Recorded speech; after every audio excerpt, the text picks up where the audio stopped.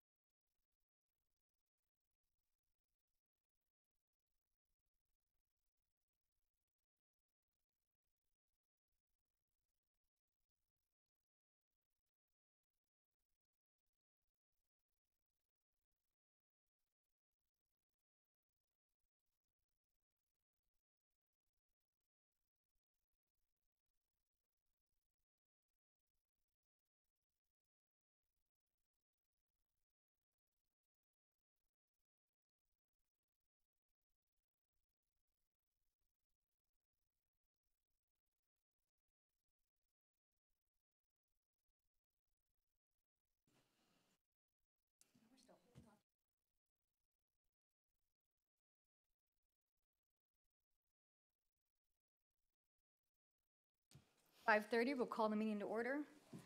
Michelle, if you do the invocation.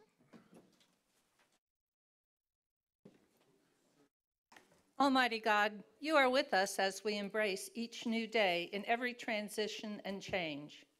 As we enter into each new era with excitement and even some anxiety, we recall your deep compassion, presence, and abounding love. We thank you for the gifts, talents, and skills with which we have been blessed.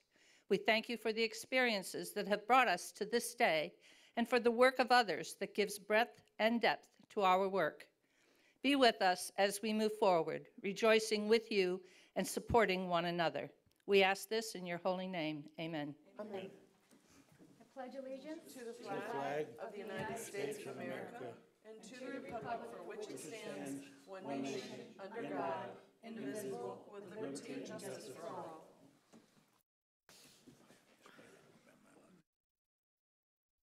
Okay, now it's approval of the final agenda. Poll consent B. Consent B. I second that with B pulled. All in favor? Well, Or any others? yes, just for a quick discussion, I'd like to pull F off of the consent agenda, and, yes, that was it. Mayor? Madam Mayor, Yes. can I pull E for very briefly, just a brief clarification? B, E, F. Joanne, can you change your motion?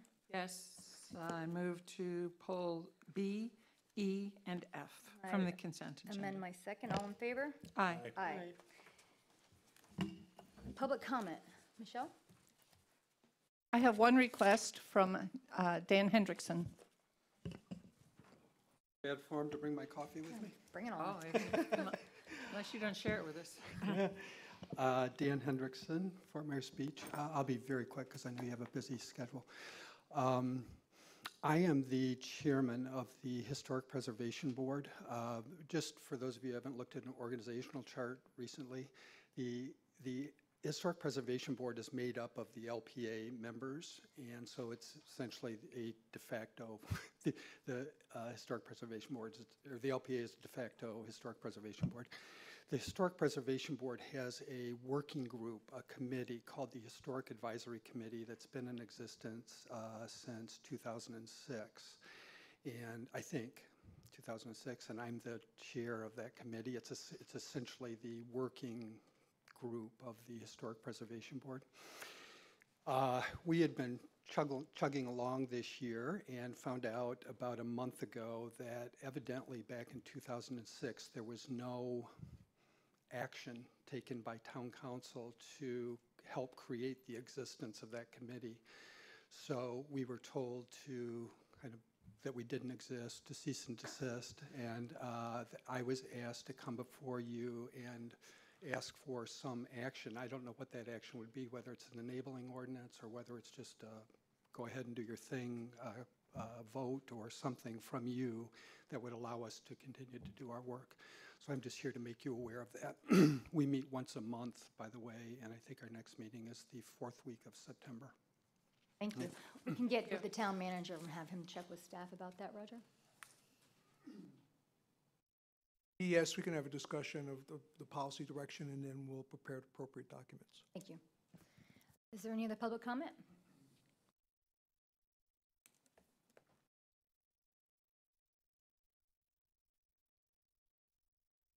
Evening, Mayor, councilors, staff, and visitors. I'm Leon Moyer, and I'd like to address some of your consent items there, particularly one that's already been pulled, the sand sculpting application did not seem to be complete, which you may want to talk about also. I didn't know exactly what, but the zoning approval on packet page 58 was not filled in.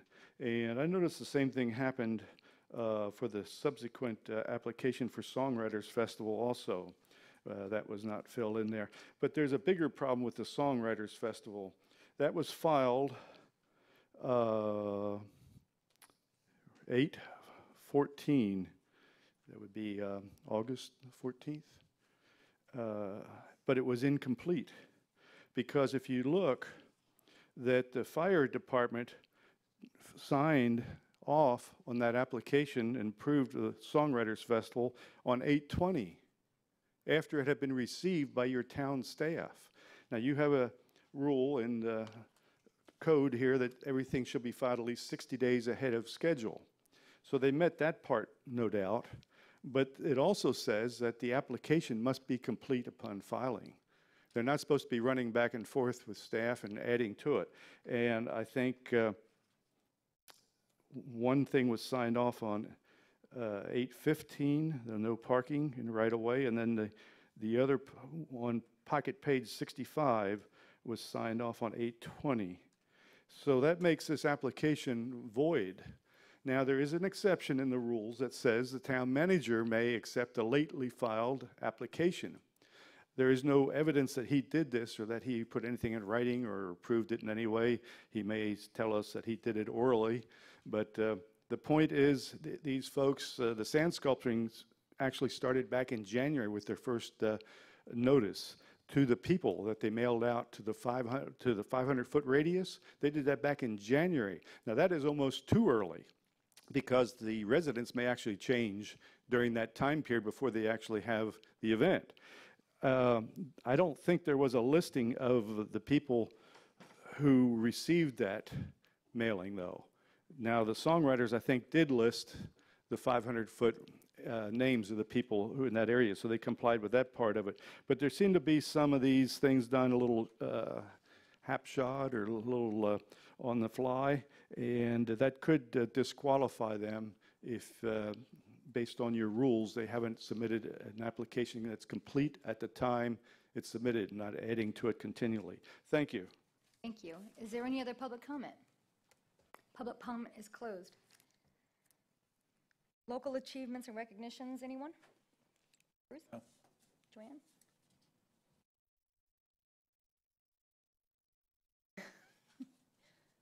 Oh, I actually just wanted to say thanks to you, Tracy, as our mayor, because I know you have gone to a bazillion meetings about water quality and really committed to that and spent a lot of time. And I just want to say thank you. I mean, I personally, share your concern. Obviously, we all do. I've been out of town back and forth, and you've been here just going to all these meetings. And I just want to personally say thank you because it's been a lot of extra work for you, and I appreciate it. You're welcome. Dennis? Anita? I'd like to give a continued shout out to you, Roger, and the Public Works staff, the base guys, everybody who's been monitoring the beach. You continue to do an extraordinary effort. Also, a thanks to Commissioner Larry Kiker and Lee County for moving the curve at the Red Coconut along. Those businesses in that area and the residents attached really appreciate seeing some activity on that. If we can just get a little dry spell now, it might move things along even better. So just a thanks for both of those efforts. Advisory committees, items, and reports. I had Marine Resource Task Force. They did not submit anything. Is there anybody here for? No. Okay. Approval of the minutes.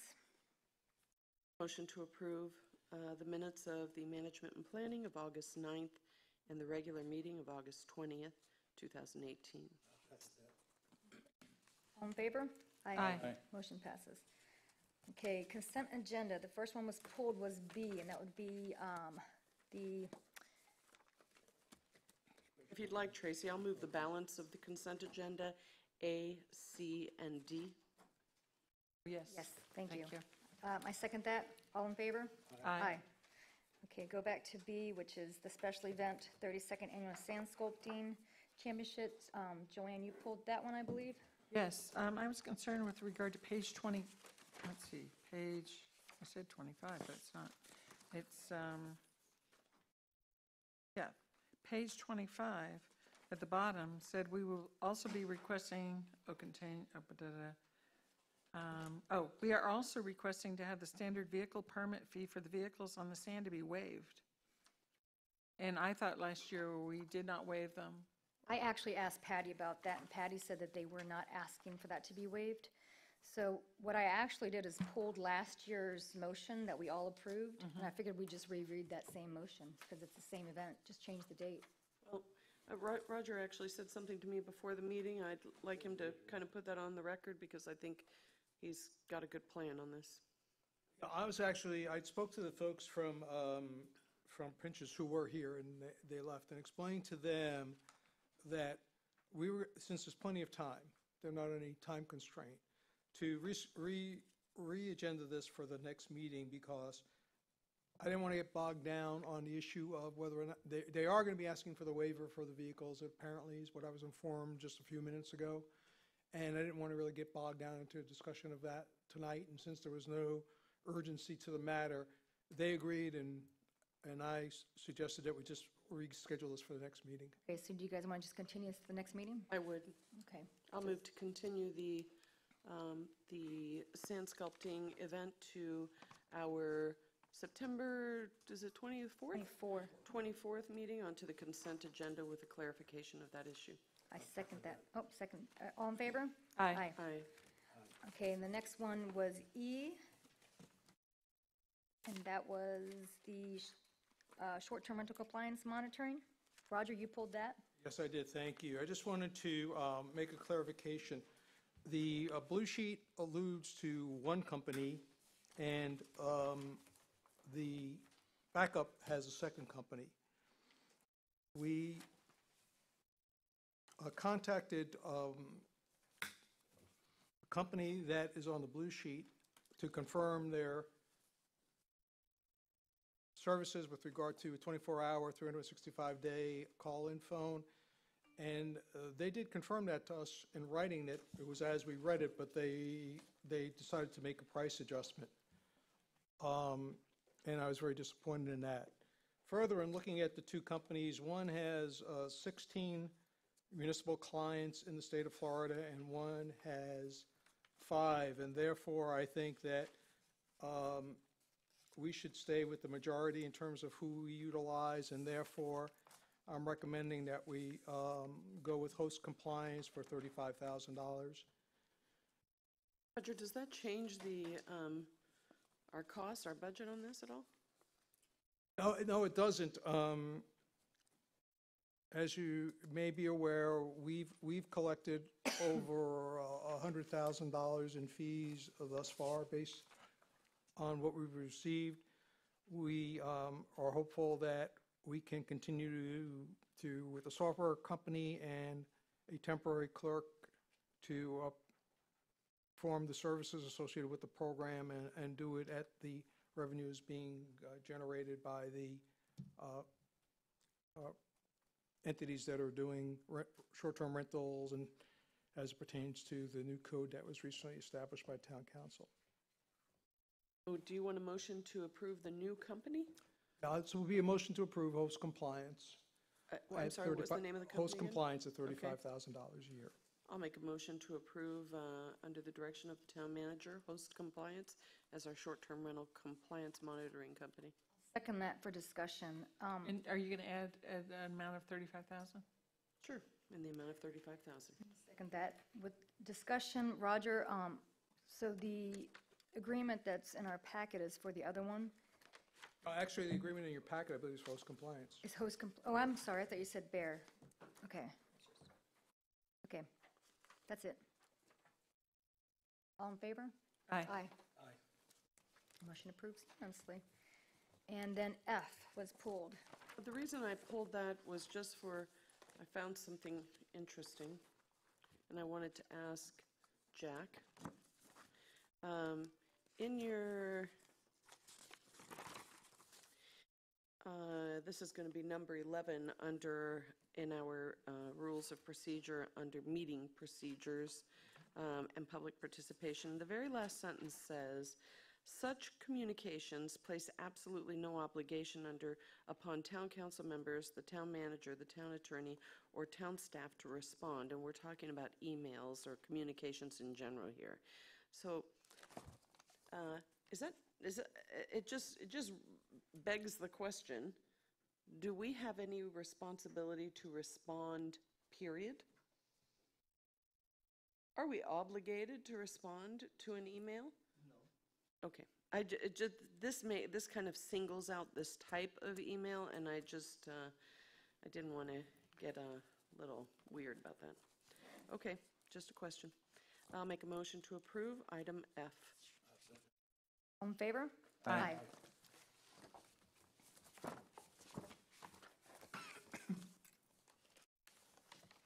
That's all for consent. Going to the public hearing. The first public hearing, Resolution 1829, setting tentative millage rate for fiscal year 1819. I'll open up the public hearing. Town attorney, has there been an affidavit publication for legal advertisement? Case, yes, Your Honor, it's legally sufficient, and you may proceed at your discretion. Michelle, would you like to read the ordinance?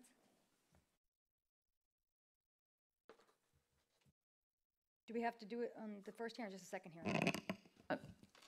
Are we on the tentative operating? Yes. Yes. Just a resolution. It's just a Oh, resolution. I could excuse me, I'm sorry. Right. Okay. Go ahead, Mr. Sterling. May I entertain Yes, a little please. information? The state requires for our public hearings for the oncoming budget year, you have two resolutions, one for the millage rate that has to be set and one for the adoption of the budget or tentative adoption of the budget. And they must follow a sequence of which the millage rate is read first and discussed accordingly. And in that, once the resolution is read, then we need to provide you information that the state requires, which is the rollback rate and the percentage of change in the rollback rate from what we're requesting or proposing compared to the rollback rate. So I need to tell you all of that before we get started, and if you like, I'll begin with that, or if you want to do something just prior to that, let me know. Go ahead and. Go ahead, okay. As I indicated earlier, the first resolution that will be presented, and I think It should be read probably by the town clerk, and that would be for the tentative operating ad valorem rate. Would you like me to read the title of the resolution? Resolution 18-29, a resolution of the Fort Myers Beach Town Council adopting the fiscal year 18-19 ad valorem millage rate for the town of Fort Myers Beach, Lee County, Florida, for fiscal year 2018-2019, for the fiscal year commencing October 1st, 2018, and ending September 30, 2019, for the purpose of providing sufficient funds for the general fund, establishing the date, time, and place for a final hearing to adopt the final operating ad valorem millage rate for fiscal year 2018-2019, providing an effective date. Okay? And just so everyone gets that, that second hearing will be on September 24th at 5:30 PM in this room, just so everyone has that. The resolution before you establishes a proposed millage rate for the fiscal year 2018-2019 to be 0.8700, no change from the current year millage rate. That millage rate reflects a 3.4% increase over the rollback rate. The rollback rate is 0.8443. And of course, the 8.443 represents the amount of revenue necessary to collect for fiscal year 2019, the same amount that we're collecting in the fiscal year 2018. And that's what the trim or the truth and millage rate reflects, is what the true millage rate would be. So that covers the part on the regulation portion, that rating the proposed rate, the rollback rate, and the percentage change in the rollback rate. The last item that's required as far as the millage rate is concerned is what the town manager just indicated, and that's setting the date and time for the second hearing for your adoption of the millage rate, and that would be September 24th, 5:30 p.m. here in Town Hall Community Center, Meeting Center, at 2525 Estero Boulevard, Fort Myers Beach, Florida. And I'll turn it over to you all for any discussion on the millage rate. I don't have a discussion on millage rate, but I brought it to your attention, and probably the council has now seen, if you, there's a little error in here. There's a paragraph that needs to be taken out. Madam Mayor, we'll address that at the end, if there are no more questions after you open and close the public hearing and all of that type of stuff. If you wouldn't mind, I would like to put a couple of things on the record to augment what Bob said, if that's Sure. okay. So the first thing I want to put on the record is that we have scheduled a capital improvement plan to be reviewed by the LPA on 9/17/2018 for their review as required by our procedures. So I just want to get that on the record in case any of you have noted that that has not yet occurred. And again, it's because of scheduling the budget hearings around the county and other jurisdictions who get preferential dates, and then trying to reschedule the planning LPA meeting. So, and that's been done. So that'll be on the 17th, as I stated earlier. As Mr. Lang mentioned, we're remaining at 0.87 mils in terms of our recommendation. And I think that based on our review at the budget workshop, where we went through the budget elements in a great number of detail, I'll spare you that again tonight, other than hit on a couple of important points that I think everyone should know. That is that we have continued to develop a structured and funded reserve program that will protect the town in the event of financial, hurricane, or other catastrophic event, a need for beach renourishment, personal benefit allowance, and we have funding of course, from gas tax, stormwater, and utility to meet the needs of those programs. And we have established a renewal replacement fund to replace all the town's assets on a timely basis, and when items meet their service life. Well, Lee County decided to discontinue providing building services for the town, and we've established our own internal capabilities to do that. And that's it now will be a separate fund because our building services fees cannot supplement the general fund, so therefore it's in a separate fund, and all the resources associated with doing that on a efficient and timely basis have been established and pulled out of the general fund. We continue to seek grants. We have the West Coast Inland Navigational Grant of $60,000. We have our TDC beach maintenance grant of $1.3 million. We believe we will be successful for a hazard mitigation grant of $2.6 million. I shared with you recently a notice that we received dinghy dock grant funding in $65,500. Our lobbyist was successful in helping us get money from the FDEP for our stormwater infrastructure of $500,000. And we're continuing to pursue a boating infrastructure grant as well. As part of your review of the budget, you all spent time reviewing our staffing and our vehicles, and as I've explained to you previously, that I believe that the town has a very small and efficient staff, and I think we're right-sized and we are government light. And when I look at our peer cities and what resources they have in terms of the services they're provided based on either their square mileage or their number of people, I think our per capita costs are extremely low, and I look forward to sharing those with you at a future date.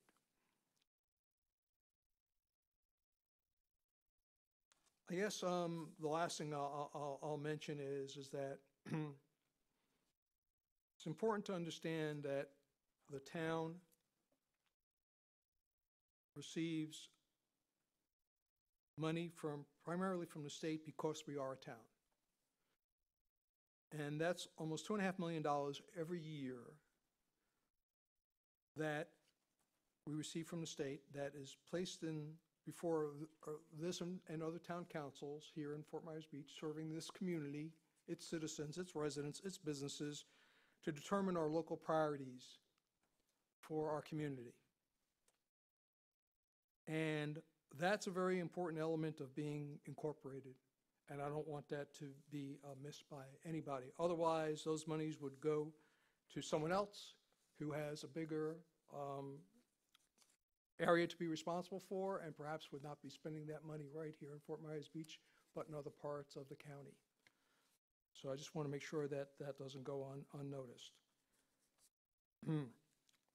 Lastly, I just want to thank you again for all of your help and support. I'll take advantage of the budget preparation for saying that, but beyond that, for the entire time I've been here, I think you all have worked productively with the staff and myself to try to make the services that we provide to the residents and businesses and visitors here in Fort Myers Beach as effective and efficient as possible, and to be as cost effective, but yet provide a higher level of service to this community. 0.87 millage rate is something you should all be proud of, and so should everyone who lives in Fort Myers Beach. It's one of the lowest millage rates in the state of Florida, and shows that the council is being very attentive to the uses of public monies. And with that, I'll stop and allow you to ask any further questions you may have. Bruce? Can I make just one more statement? I'm sorry. course. It was an oversight on my part. There is one other item, and that's part of the rules of the state, and they do require a statement as to why the rate increase would be required. And the information that was reflected in the add-on list identified all the different choices of information of cost and cost centers that you all considered necessary and appropriate for this township. So the reason for the increase would be delineated on the add-on list that has been voted on by you all during the workshop. And that concludes the requirements to present to you.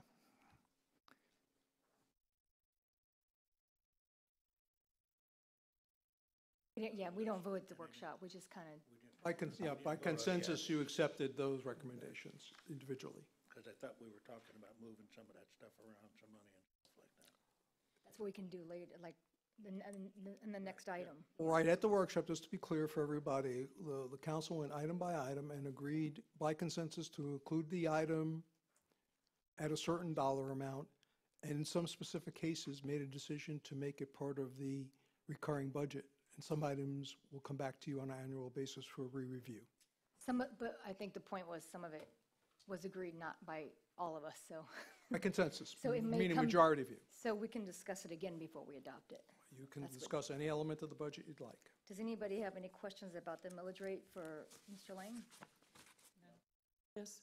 Go ahead. Bob, did you by chance think about my question at the last meeting relative to the Amendment 1 initiative on the ballot? I did. Because did you by chance read the Miami Herald article? I did not, but we did our own analysis and calculation for this township. Okay. And that additional homestead exemption value would impact us about $48,000. That's all? Yes, ma'am. I'm surprised. Okay. They're anticipating that that municipalities throughout the state in the first year will have a shortfall of $645 million. Now, there's some municipalities that are much larger than ours that may have bigger numbers, so ours is just, and there are a lot of municipalities, but so $48,000. So for all intents and purposes, no impact to our budget. Well, none, and just so you know, that was, when we talked to the appraiser's office, he gave us the numbers from last year, not from this year. So we used those to determine the amount of impact it would have to us. And that number was in the $46,000, and I figured give it another year, $48,000 to $50,000 impact. So that's where I'm projecting us to be should that pass and become a rule. Okay.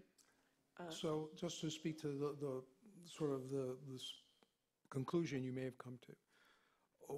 If we continue to have similar road growth that we had this year, then I would say your statement is correct, and we'll be able to manage the budget without those revenues if the amendment passes.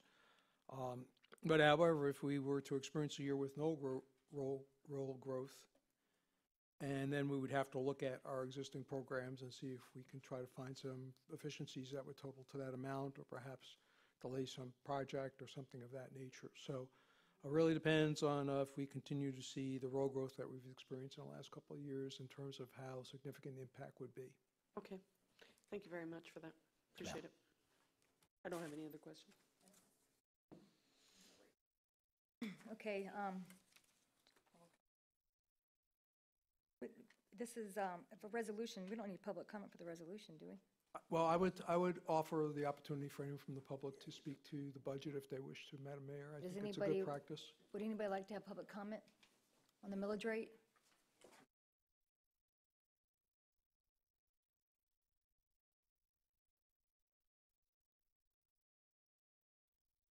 Madam Mayor, Leon Moyer. Question on section number 2 of the resolution. It says a public meeting and hearing was held on September 24th at 5:30 p.m., and you're voting on that today. Now, I know ordinances get a first and second reading with the same ordinance number, but I didn't know resolutions did. Shouldn't you also at least have a paragraph in there saying that a meeting was also held on September the 10th? I will get to that technical clarification in a minute. Okay, I was thank you. referring to Thank you that for catching earlier. it, Mr. Moyer. We caught it as well. Okay, and the other question I did have, when was the property certified by the property appraiser? What was the day when they gave you notice that Fort Myers Beach had their property certified? I can give you that information after the hearing. I don't know the date off the head. We received a notice from the Lee County property appraiser, and it's via email, but I don't know what date he actually does. I could tell you the email date if you want to check with us tomorrow or the Okay, next day. thank you very much, appreciate Thank you, it. Mr. Moore. Is there any other public comment on the millage rate? No, public comment is closed. Is there any other discussion? Before we make a Well, that- motion on this? What are we going to do? So that one paragraph, I brought it to their attention earlier, and they're just going to take it out. It was a copy-paste error, they said. Just human error. Scrivener's. That's what Mr. Lang said, So does Scrivener's the error. entire section 2 get removed, or do we update the date at the second hearing? What transpires? Hang on, oops. We have prepared a revised resolution so that all the elements that you're talking about have been corrected, and they should be available for your perusal this evening. We did print out about 10. I think the town clerk has copies for you. Yeah, thank you. For our perusal. Never heard that one. Perusal. You want a motion? Did you want to see this or no? No. I mean, I had the same question, but Yeah, sure. it's not substantive to me. Okay, so I'll make a motion to adopt the millage rate of .87, move this to a second public hearing on September 24th, 2018 at 5:30 PM. Second that. All in favor? Aye. Motion passes unanimously. That public hearing is closed. We'll go to the second public hearing, which is Resolution 1830, fiscal year 1819, operating fee schedule and capital budget, hearing number 1. Madam Mayor, the advertising is sufficient for our purposes, and you may proceed. Thank you very much. Mr. Lang again?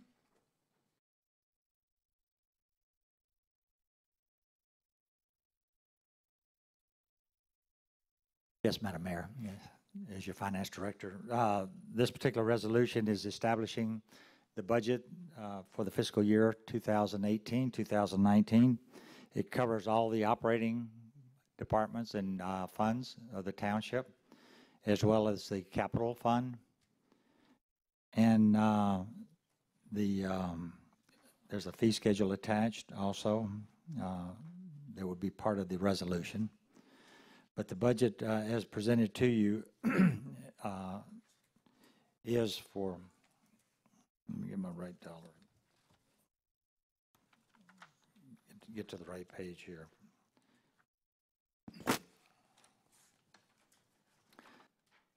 I can read each fund to you or read the aggregate, whichever your interest would be. Mr. Lang, did you want us to read did you want us to read the resolution or on? Yes, Yes. please. Yes. We should probably read the Yeah, title. please. Resolution of the Town Council of the Town of Fort Myers Beach, Florida, Resolution Number 18-30, a resolution adopting the annual budget for the Town of Fort Myers Beach, Lee County, Florida, for fiscal year 2018-2019, providing an effective date. Thank you. I didn't mean to interrupt you. Go ahead. Well, Bob is looking for that. I just wanted to mention one thing that has come up since we submitted we were preparing this for council's agenda tonight, and that is we received an email from the Public Safety Committee, and they were asking us to set aside funding for the sidewalk on Crescent Street, and their suggestion was to utilize impact fees for that program. From the staff perspective, that's not a problem. We would like to continue our discussions with the Public Safety Committee. To accomplish that, we need to verify that the scope of work meets the requirements of impact fees, but we believe it does, but we want to just be sure we're all saying the same thing. At the appropriate time, it's not necessarily to amend the budget now to accomplish that. We can appropriate money and approve that project at a later date, but I didn't want you all not to be aware of their request and the fact that we do have a strategy to deal with it as it gets vetted through the committee and with staff. You had put it in our packet, so we got to read the email. Thank you. Just wanted to be sure that everyone was aware. And again, we want to recognize the hard work of all our volunteer committees and make sure that they understand that when they bring something forward, it is being brought in front of town council. So Bob? My only comment on that would be, before we fund it, do anything with it, that we as a council discuss whether or not I mean, I love the idea, don't get me wrong, but I think it would be bad form for us to simply take our committee's recommendation and move it forward to funding. We need to talk about, the council needs to make that decision. And I know you know that, so. I'm Right, just yeah, putting that was on the why, record. that was why I wasn't really suggesting I'm- to put a line item in Yeah. tonight for it. Do we have that impact fee amount, how much we have in there again? How much you have in different impact fees? Yeah. Yes, we have, I believe we have those amounts. I had those previously in another worksheet. We have numbers as of the end of the fiscal year of last year. And I just know one off the top of my head that was in the $900,000 range, and that was the transportation impact fees. The parks impact fees I don't have off the top of my head. I'd like to. It's over $100,000.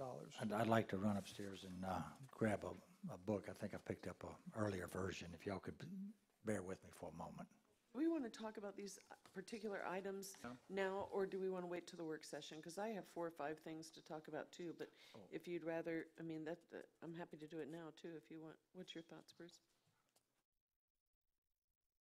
I don't know where we're doing it in the process. I mean, it doesn't matter to me, but I was curious about how much we had in those accounts. Is there another work session to talk about the budget before the next hearing? That's the next hearing, Madam Mayor. I'm sorry? It's the next hearing. We don't have a work session in between. I'm sorry, I don't. We do have a work Not session, about the but budget, though. there's nothing on the budget. I haven't But looked you at could the add something agenda on yet. if you wanted to, of course. Okay, well, then we'll talk about all the issues now. Right, I mean, when were we going to discuss the list of, you said some people? right. When Well, was- I assumed we were going to do it tonight, Okay.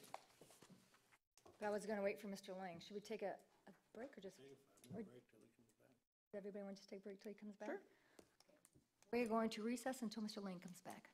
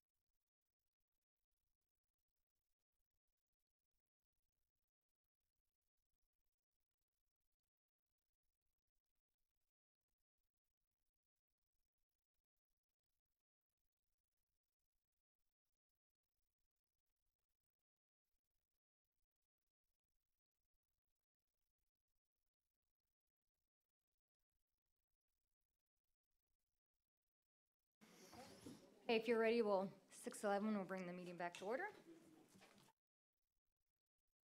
Sorry about the interruption. Okay. Which question would you like first? The Impact Councilman, fees. the impact fees? Based off the audit of 2017, we have $890,264 for the road impact fee, and there's $114,882 on the park impact fees as audited. And of course, we've collected a few dollars this year, and we can have that for you at a subsequent meeting.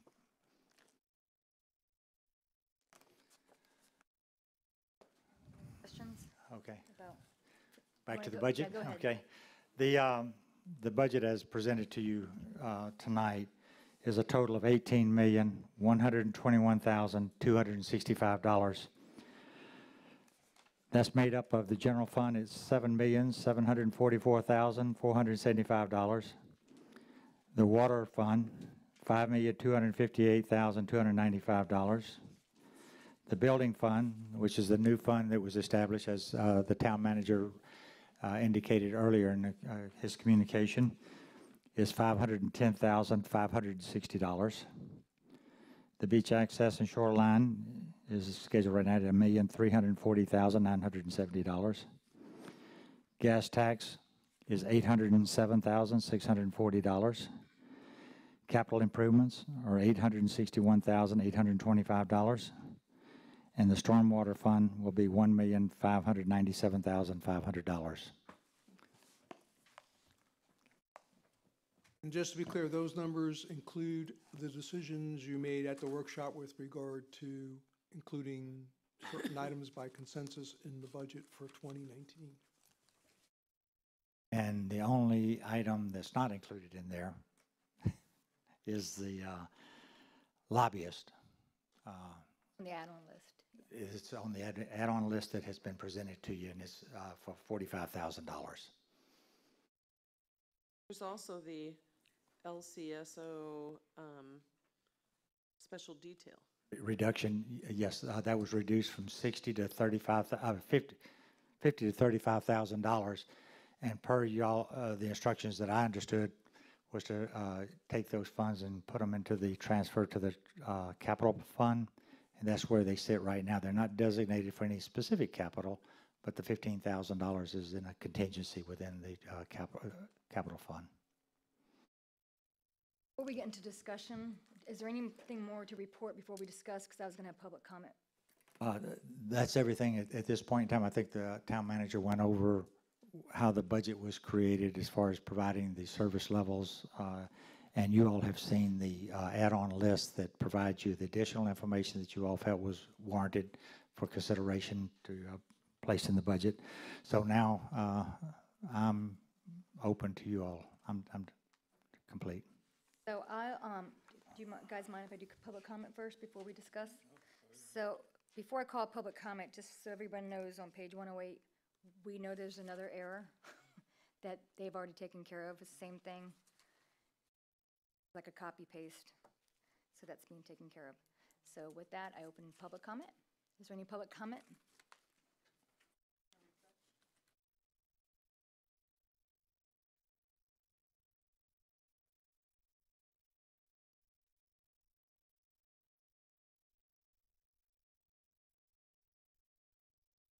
Mayor, Leon Moyer again, thank you.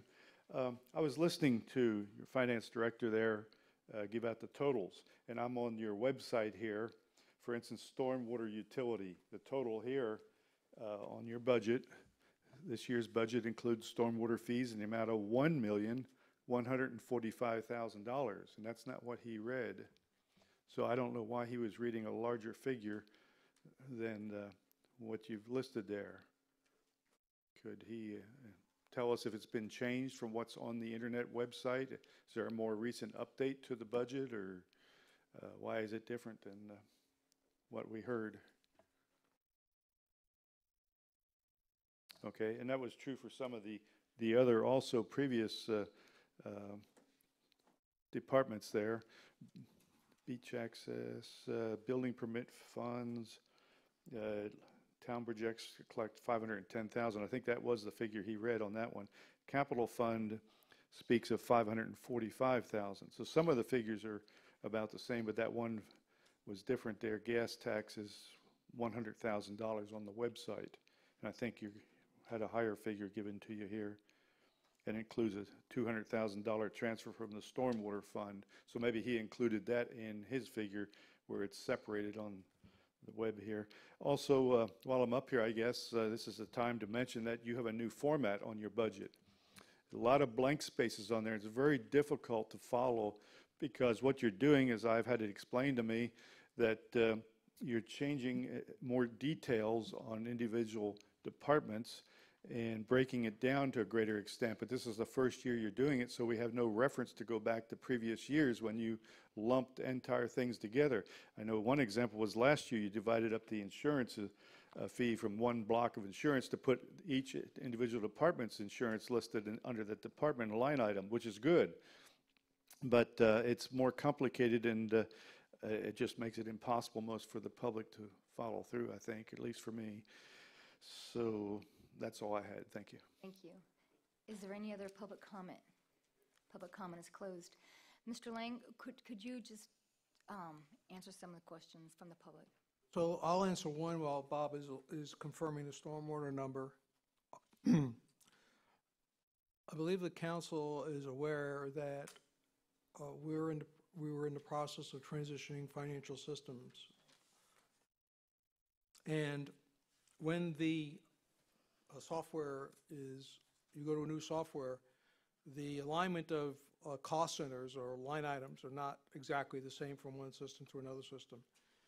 And to try to get the transition done, sometimes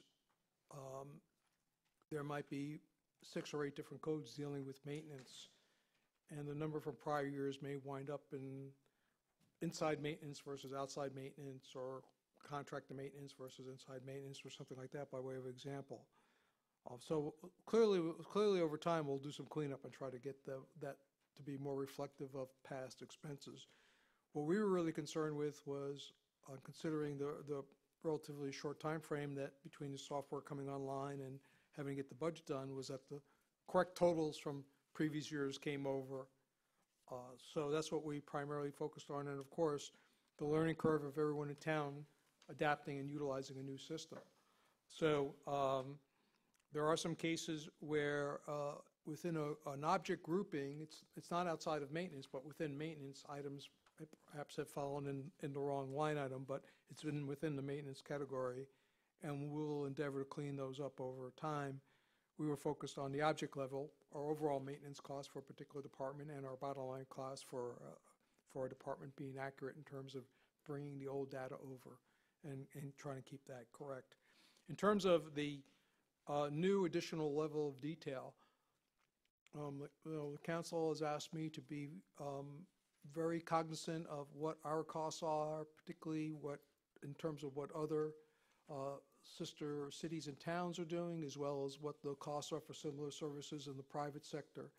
And to do that, we need to have true representation of what our costs are to do those comparisons. So in the case that Mr. Moyer mentioned, insurance, when we were looking at our costs for our operation, and we didn't have insurance included in there, obviously our number was being understated. So one of the things that Mr. Lang did when he came here was try to reflect the true costs of as many of our operations as possible by taking things that previously were budgeted as a block for the entire town and delegating those costs down to the individual department and cost center, so we have a better reflection of what our true costs are for those operations, with all related items included, not just the ones that are sort of easy to deal with. Again, that's a work in progress for these types of things when you adapt to a new system, but we're very careful to get the object level and the totals accurate for this year's budget. Bob, the stormwater limit? Yeah. What the town manager said is accurate. Any type of conversion, you're taking old data structure and trying to put it into a new modern structure. So until we clean up some of those straggling parts, there may be some variations in comparability, but that will be cleaned up. The issue with the format, to give you a little bit of feedback, I provided to you all financial data, budgetary data, that shows the 2016 actual, 2017 actual, and those are coming right out of the system. We took it straight from our records. 2018 is only through June 30th activity that we had at that time. And then, of course, the 2018 budget is what was brought over from the current year into the system. And then, of course, the 2019. And as the manager indicated, the 2019 is predicated and established and prepared by the department heads utilizing the proper codes that they want to be able to budget off of instead of the old generic codes that we had that were mislabeled or misidentified. We had a lot of miscellaneous accounts. We had accounts that were just carrying office supplies with contract services, with repairs and maintenance, so you couldn't tell what you really had, what you were spending monies on. So to try to take all that bundle of data, it would have probably taken me another 10 months to analyze all that, break it out into logistically defined values and moving it over to its proper course. And I did not have that type of time. So I did the best within the state guidelines to bring things over. So there is going to be some idiosyncrasies in when you're trying to analyze stuff. But what you have is the aggregate, which does tie back to your audits and it does tie to your budget presentation that you'll be dealing with. On revenues, when you read the reports, I tried to provide you all a little bit of additional information that you hadn't had in the past, and that was the first two basic reports that you see is the town in its whole.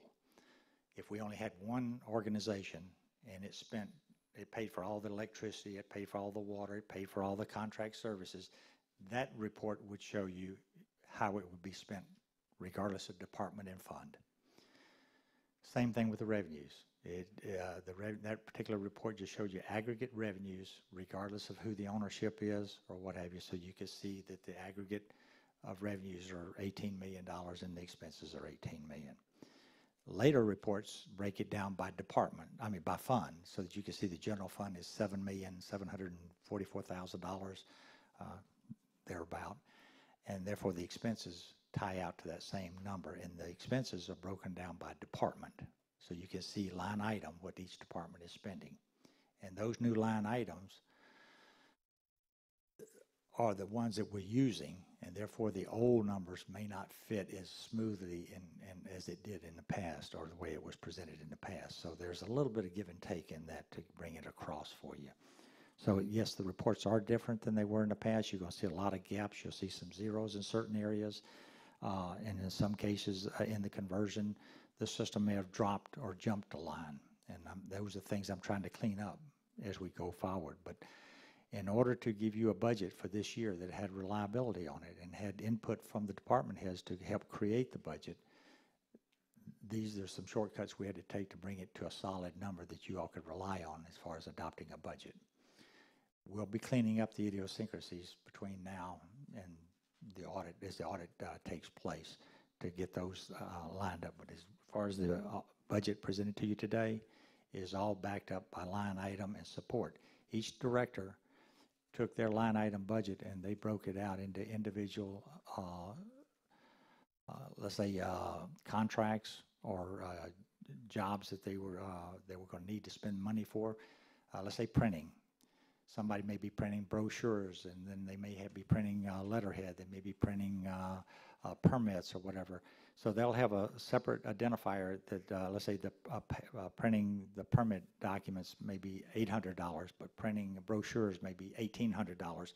And all of that will show up under the printing line item. So you see one line that says $4,000, but they know exactly what they put in the budget to support that $4,000. And that's more of a managerial function where the department heads use that to guide themselves through the year. Does that help you? I understood it. It was to help the public understand. Thank you. Does anybody have any questions for Mr. Lang about the budget? I have quite a few. Bob, can you tell me I'm just going to start. I really liked the format. I like the budget to be easy for an average person to pick up and at least make some sense of. And I think your narrative at the beginning really helps with that. But so on page 3, you note that there's a $100,000 repayment from the general fund for gas tax revenue, and it's the third of fourth. Can you just remind me what this is? From what I recall, the general fund, it was advanced money from the gas tax for, By town hall. It had something Thank to do you. with town hall, yeah. so That's not a appropriate use of gas the tax s- of the funds, so expense. we're correcting that by repaying sort of what we'll call a loan. Okay. Then on page 5, under the stormwater utility, we've got the stormwater utility fees, which will total $1,145,000. But then there are transfers from the general fund and gas tax to provide an additional $325.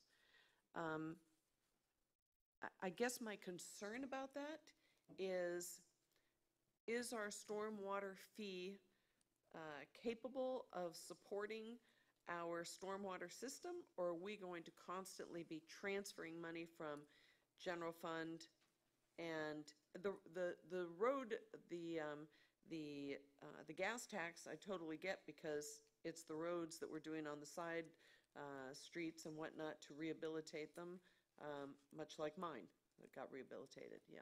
So can you So, touch yeah, on so that? the policy was related to me when I came on board and has been continued since then is this. The stormwater fee pays for the construction of the stormwater system.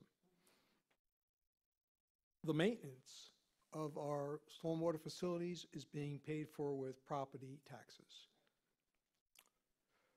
And then, of course, when we do have an eligible expense that can be paid for outside of the stormwater fee program, such as the road reconstruction, then we use an appropriate funding source for that element of the work. But right now, based on our fairly early part of being in the construction program, I will tell you that we're at, and I know it's in Christie's report, and I saw it the other day, I want to say we're at 4,300 EDUs, is that the right number, 4,300? 4,300 EDUs is our baseline to meet our capital program, and we're at 4,350 or slightly less than that. So we only have a 50 EDU swing. If it drops below that 4,300 number, unless we continue to do well with grants and other things, but that'll all help, but we could be in a position where we would have to increase the stormwater fee, and I know no one wants to entertain that thought. So our objective in terms of what we're doing is to make sure we bring the construction in at the budget or less, and to maintain the EDUs at that sort of go, no-go level of 4,300 EDUs, so that we don't have to increase the fees. As we get grants and do and actually do the projects, we try to gain whatever efficiencies there. We're hopeful that we'll, at the end of the day, we'll end that program with some money left over.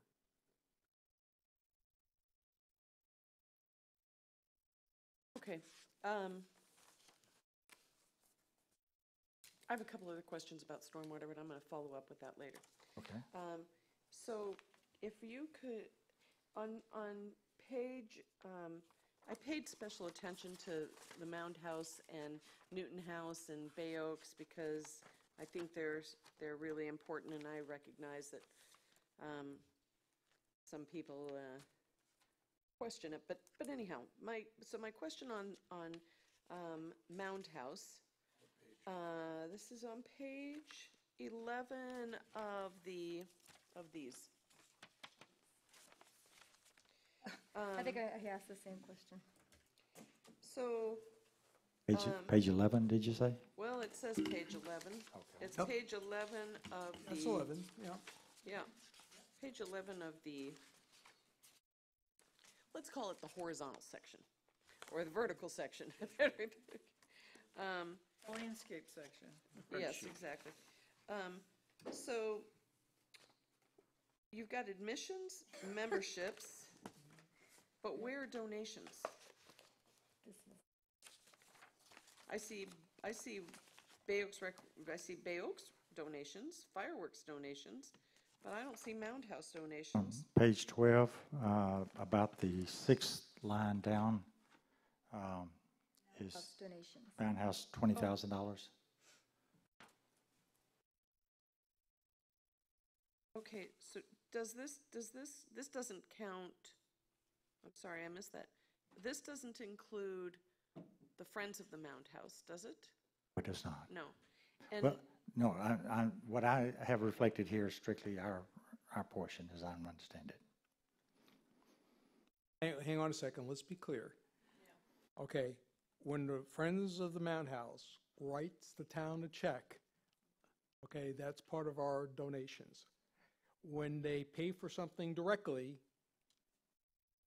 then it's not part of our donations. I guess my concern is, when the Friends of the Mound House write, or anybody, Joe, who goes to the Mound House, loves the Mound House, and writes $100 check. It just concerns me that that money is in the general fund. It becomes sort of, let's say that the Mound House was a real moneymaker.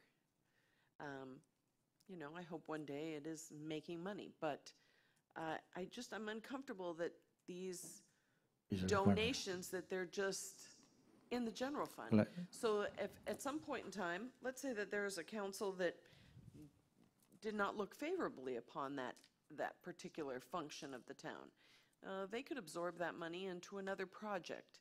And I think that it should be very clear that the intention of a donation, especially when made to Bay Oaks, the Newton House, the Mound House, Tom, Dick, or Harry, who made fireworks, that those donations should be specifically spent for that particular use. So let me answer that question, because this is a very important sort of overarching budgets question. Did my question make sense? I absolutely understand it. Okay, good. The purview of the monies that come through the town or town council, whether we put it in a separate jar wouldn't change the fact, as was evidenced by the case of taking money out of the gas tax to help pay for this building, that a town council could do those things. Generally, if, the way I've looked at them over my career is when you're not making enough money to support yourself in your entirety, you stay part of the general fund because you're receiving a general fund supplement. If you ever get to the point where you're close to, or you may be generating surplus revenues above and beyond what it costs to run your program, then we would be coming to you to say, okay, look, do you want to set this aside in its own fund and have it operate that way? So that's why it's been carried in the general fund. I could tell you if we break it out, and you look at Bay Oaks, and you look at the pool, and you look at the Mound House, and you look at Newton, and you look at the Anchorage,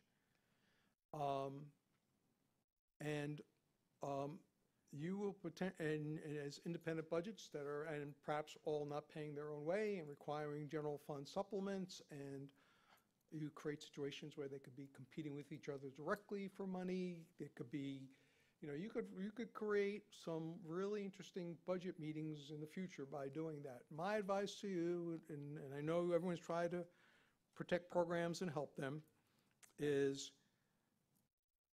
leave it the way it is while they're in this state where they're all receiving sizable general fund supplements. If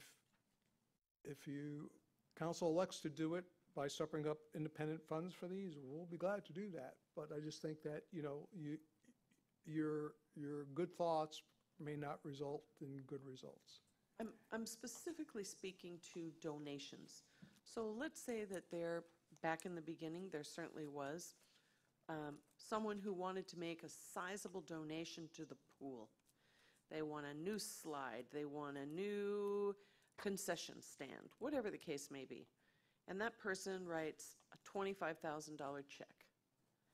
Now, if that $25,000 check comes to the town, it gets absorbed into the pot, and then the council decides whether or not to put in that slide. Well, not right? really. What happens is you have to accept the $25,000 check as a council, assuming you do. Okay. All right, and then the council at that point could put whatever conditions they wanted to on that $25,000 check. So I would say by way of example, while we don't have a drawer that has the money the county gave us for Bay Oaks, the $400,000, we keep track of that $400,000 very discreetly and what it's being used for, and make sure it's being used for capital improvements to the facility and not paying for overtime or, The essence of my basketball. comment is that I'd like to know that the money that is being donated by residents and visitors is honored in some way and can be reflected at some point. If I were to say, hey, Bob, how much money do we have in donations? I'd like to have an answer to that. And that's the basic, We do. If I may. I appreciate the The comment. town manager is right on target with what he was saying. Okay, And he also advised me, to make sure that when it came to donations, they're properly being managed. I met with the Friends of the Mound House, and yes, when a contributor gives them money, they sometimes say, this is for the Mound House, and I'd like you to take 25 of it or 50 of it and put to the Friends of the Mound House. So when that money goes to the bank, you don't know who the ownership is. Past years, we had to have an accountant keep a special set of books just to be able to keep accountability, and that person's long gone. However, I've been working with the Mound House staff to make sure that we can identify what is not part of the town's general fund types. I also Just interrupt you there for a second, because it's a very important point. We know what the Mound House staff tells us. So when they key that money into their register, they have a key code for donations of various types, direct donations to them and pass-through donations. So we get then that report is kept daily.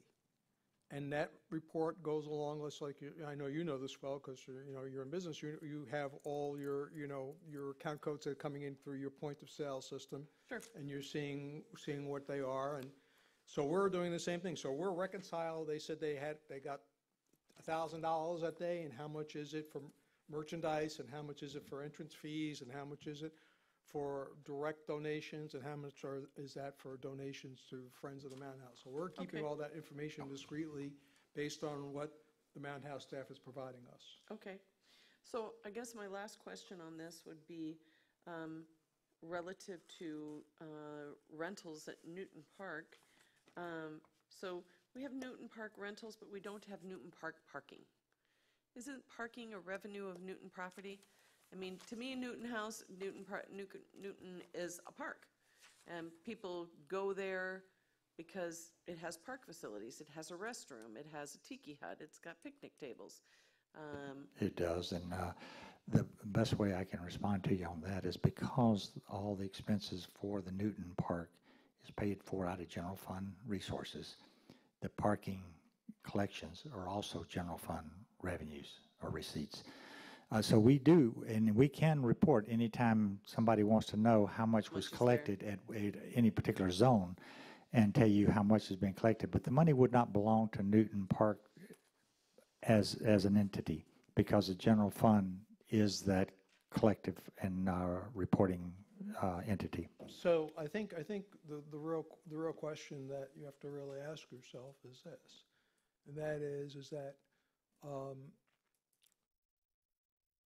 when Mount House or Newton House does not generate enough revenue to pay all its costs. Does it matter that we're paying the difference from property taxes versus parking revenue?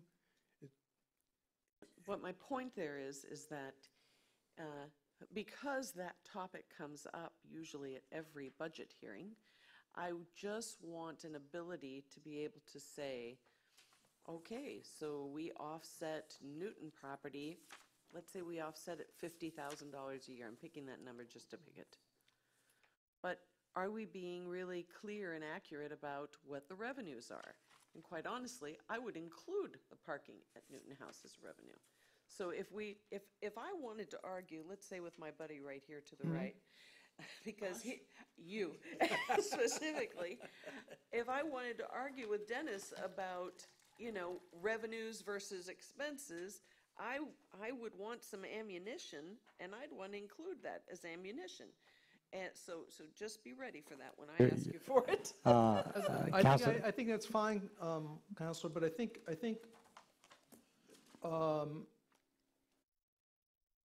one of the things, you would have to think about is, are people parking there to go to Newton, or are they just going there because it's a parking spot? And I'm not to get that debate, but I think more importantly, if Allison walked into my office and said to me, we can get a $500,000 grant, and we needed to have a match of let's just say $100,000. And the only way we could get there was saying, well, maybe the parking revenue is their revenue, so we can then create that match to get. That would be something we'd bring to council and say, hey, do you want to do this, and to achieve receiving the grant. But in terms of sort of day-to-day operation of the town, the parking revenue is paying a portion of Robert's salary and my salary. Do we really want to dissect that and see where that is also? No. Or so the point is that if we were here having discussion today, let's cut someone's budget and let's figure out, and then people could say, well they generate this parking as part of being adjacent to it or whatever. That would be appropriate discussion, I think, under that scenario. But I think because right now we're making up their operating shortfall, and we're far away from them breaking even, I just don't know that it's really relevant other than to make the point, to be honest with you. Okay, so I also just don't want any of my comments to reflect my admiration for the job that both Sean and Allison have been doing with their respective properties, because I think they've both been extraordinary in their roles.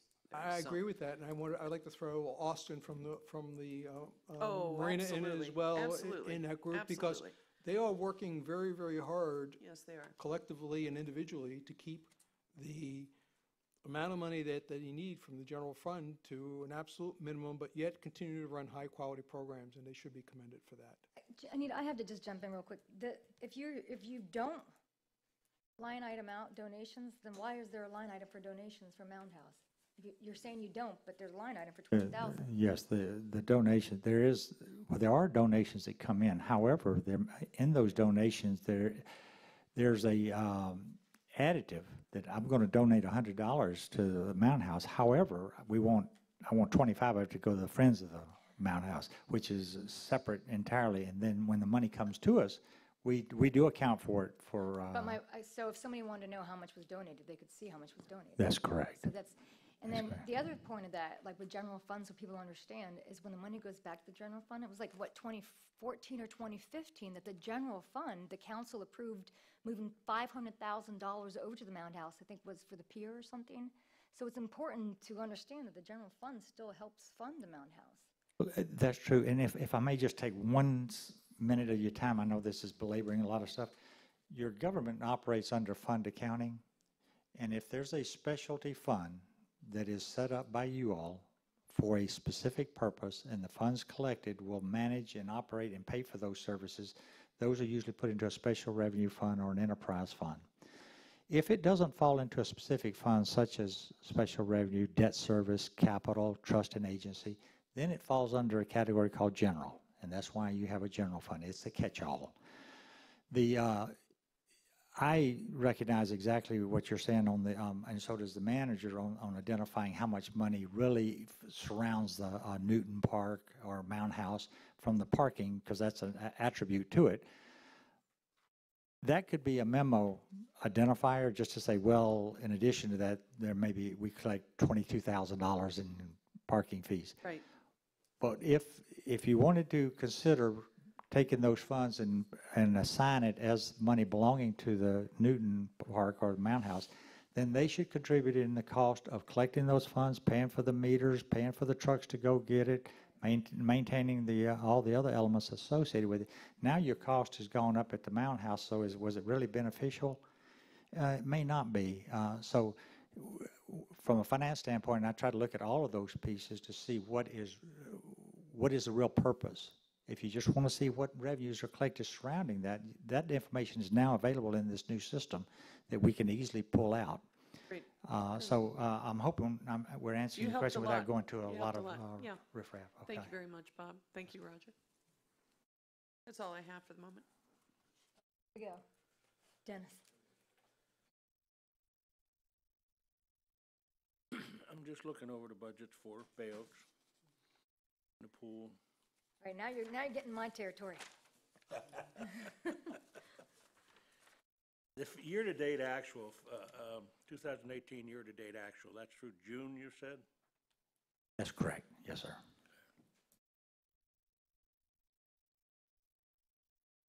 $29. Budgeted 768,215. You don't figure, obviously, it's coming near that because you got 694,665 budgeted for 2019.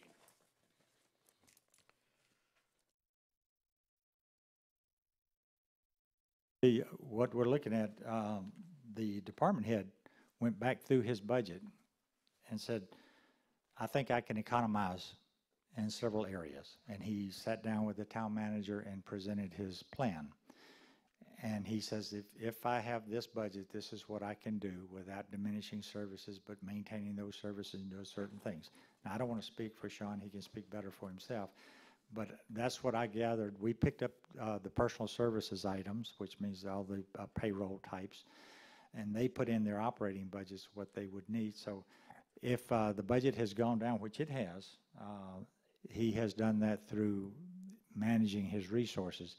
I think this body provided a direction to the community center as well as to the Mound House to try to reduce their cost or increase their revenues this past year, and I do believe they're going to be meeting and exceeding that mark. But Sean and Allison can better give you that information than I can at this very moment. What I'm saying, though, is that you're saying that with this budget here, we're gonna spend about another $130,000 for August and September. That'd be correct. Potentially. I still think he's going to come in under budget. I don't think he's going to spend the full $768,000. I think Sean is working on keeping it under that He'd have seven. to spend $100,000 a month for August. July, August, and September. Right.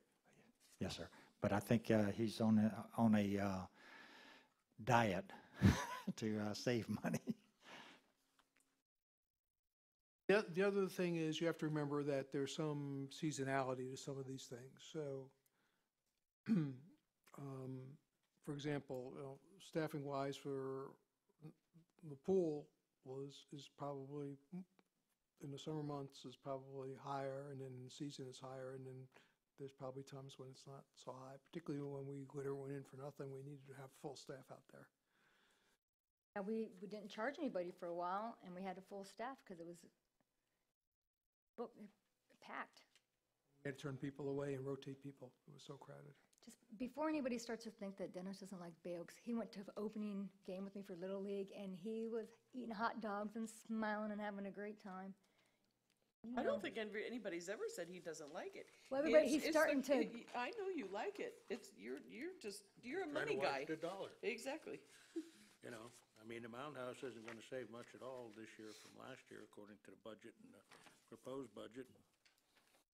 Newton Park is gonna be a wash between last year and this year. Well, I think you're also going to see, Doing. I think you might see I just, additional you know, revenues. I just have a hard time with these, with keep pouring money in these places every single year. I mean, here we got, Public Works Marine Time, I'm guessing that's the Anchorage, would that be correct? Maritime, yes. Huh? Maritime, Okay. We budgeted $255,000.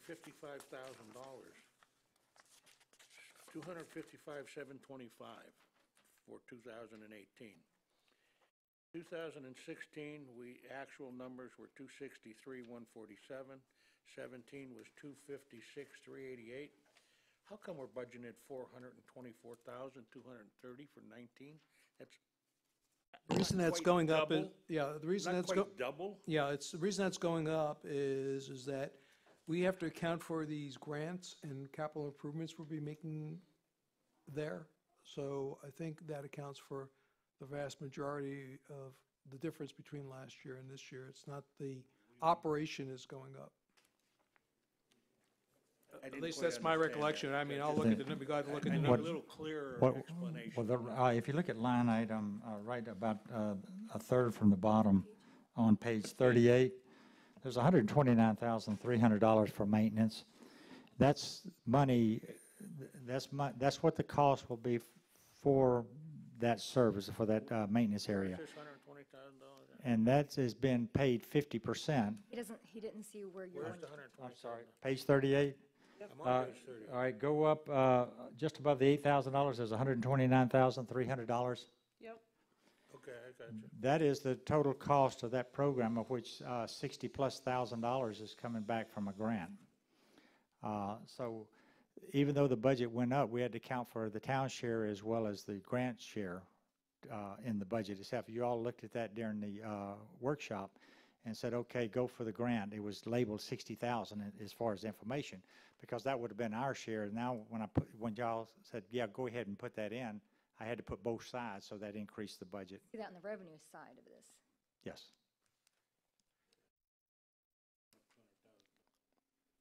All right, that's all I got for right now. That's enough. I went through this already, got all my questions answered with Mr. Lang. Are we going to go through the add-on, or do we want to talk about the budget first and do the add-on next? Do you guys have do you have questions about the budget? No, I had mine answered already, and Dennis, I appreciate your thriftiness. I think we all look for that for the Mound House and for Bay Oaks and everything, while recognizing what great community assets they are and what they provide to creating a complete community with cultural, recreational benefits for all who are here. So I appreciate the hard work that Sean and Allison have done in trying to trim the fat. So appreciate that. It's going in the right direction while running really well, and thank you for that. So my questions have been answered. I don't, I've gone through this pretty much, and I'm okay with it. I just wanted to make a couple of comments in aggregate for people to appreciate why we need reserves and why we need cash that we have in a bank, because we do have reserves. Because today, according to Roger, and these are round numbers, the FEMA owes us $500,000, sorry. We spent nearly $500,000 for Irma cleanup. That was cash we had to lay out. We haven't received that money from FEMA yet. If we didn't have that cash available to us, we would have to borrow it or cut some kind of crazy services or something. Additionally, the beach cleanup for the fish kill was $350,000. That's a lot of money. If this had happened to us a couple of years ago, we may not have been able to About that. handle this. No question. You're right. And what would we have done? We would have had to been at the mercy of MasterCard or something, you know. Thanks to Dennis' thriftiness when he got on. Yeah. So I just wanted to point that out because we are improving our reserves and trying to maintain them. And that's one of the reasons we're in good shape, that we can withstand these sort of calamities. What is, Bonita Springs for Irma spent $7 million, and they're only expecting to maybe get $5 million back, according to the news press. So those numbers could be right or wrong, but that's a huge amount of money in a big bucket they're left holding. And of course, they had some severe flooding issues. And anyhow, that's what was one point I wanted to make. And also, if I might, and you and I were at the same Florida League of Cities meeting, but it's one of the nice things about being one of the cities in Florida and getting their advice. They look at all the cities and they have the historic perspective, and they recommend a certain level of reserve that is the safety reserve for a city to function in the capacity that you were just mentioning. And we haven't had that, and we're building that now to where we are. Our finances are safe on the basis of having the kind of recommended reserve that a municipality is required to have or should have. So people should be able to sleep at night. So. Yeah. And one added to that, if I may, to the statement. Each time we enter into these grants, there are always a situation we have to spend the funds first and then submit all the documentation to get reimbursed. So there is, to support the statement Mr. Butcher just said, we have to have cash flow to be able to meet these where we pay out and then collect the money subsequently. Very few grants will send you the money and say, then spend it and then send us an accountability. The only other comment I had would be on the parking fees, and I had some discussion with Roger about that, and I understand we're going to have a parking study where we talk a holistic parking study that would include the fee review. So right now in this budget, we're going to maintain the fees. We have, what, $1,250,000 in there? That's correct. And this year, we're going to collect less than that. And we had Irma, and we had the red tide, and we don't know what or not. And so that $1,250,000 is a higher number than we've achieved in prior times. And I'm not saying that's a risk number. It's probably a comfortable number, but that's a number that we still don't have a good history with, and knowing exactly what we're going to get. So I just thought I'd throw that out there. Go ahead, Dennis. Yeah, I think it was 2 years ago, or the year I first got on council.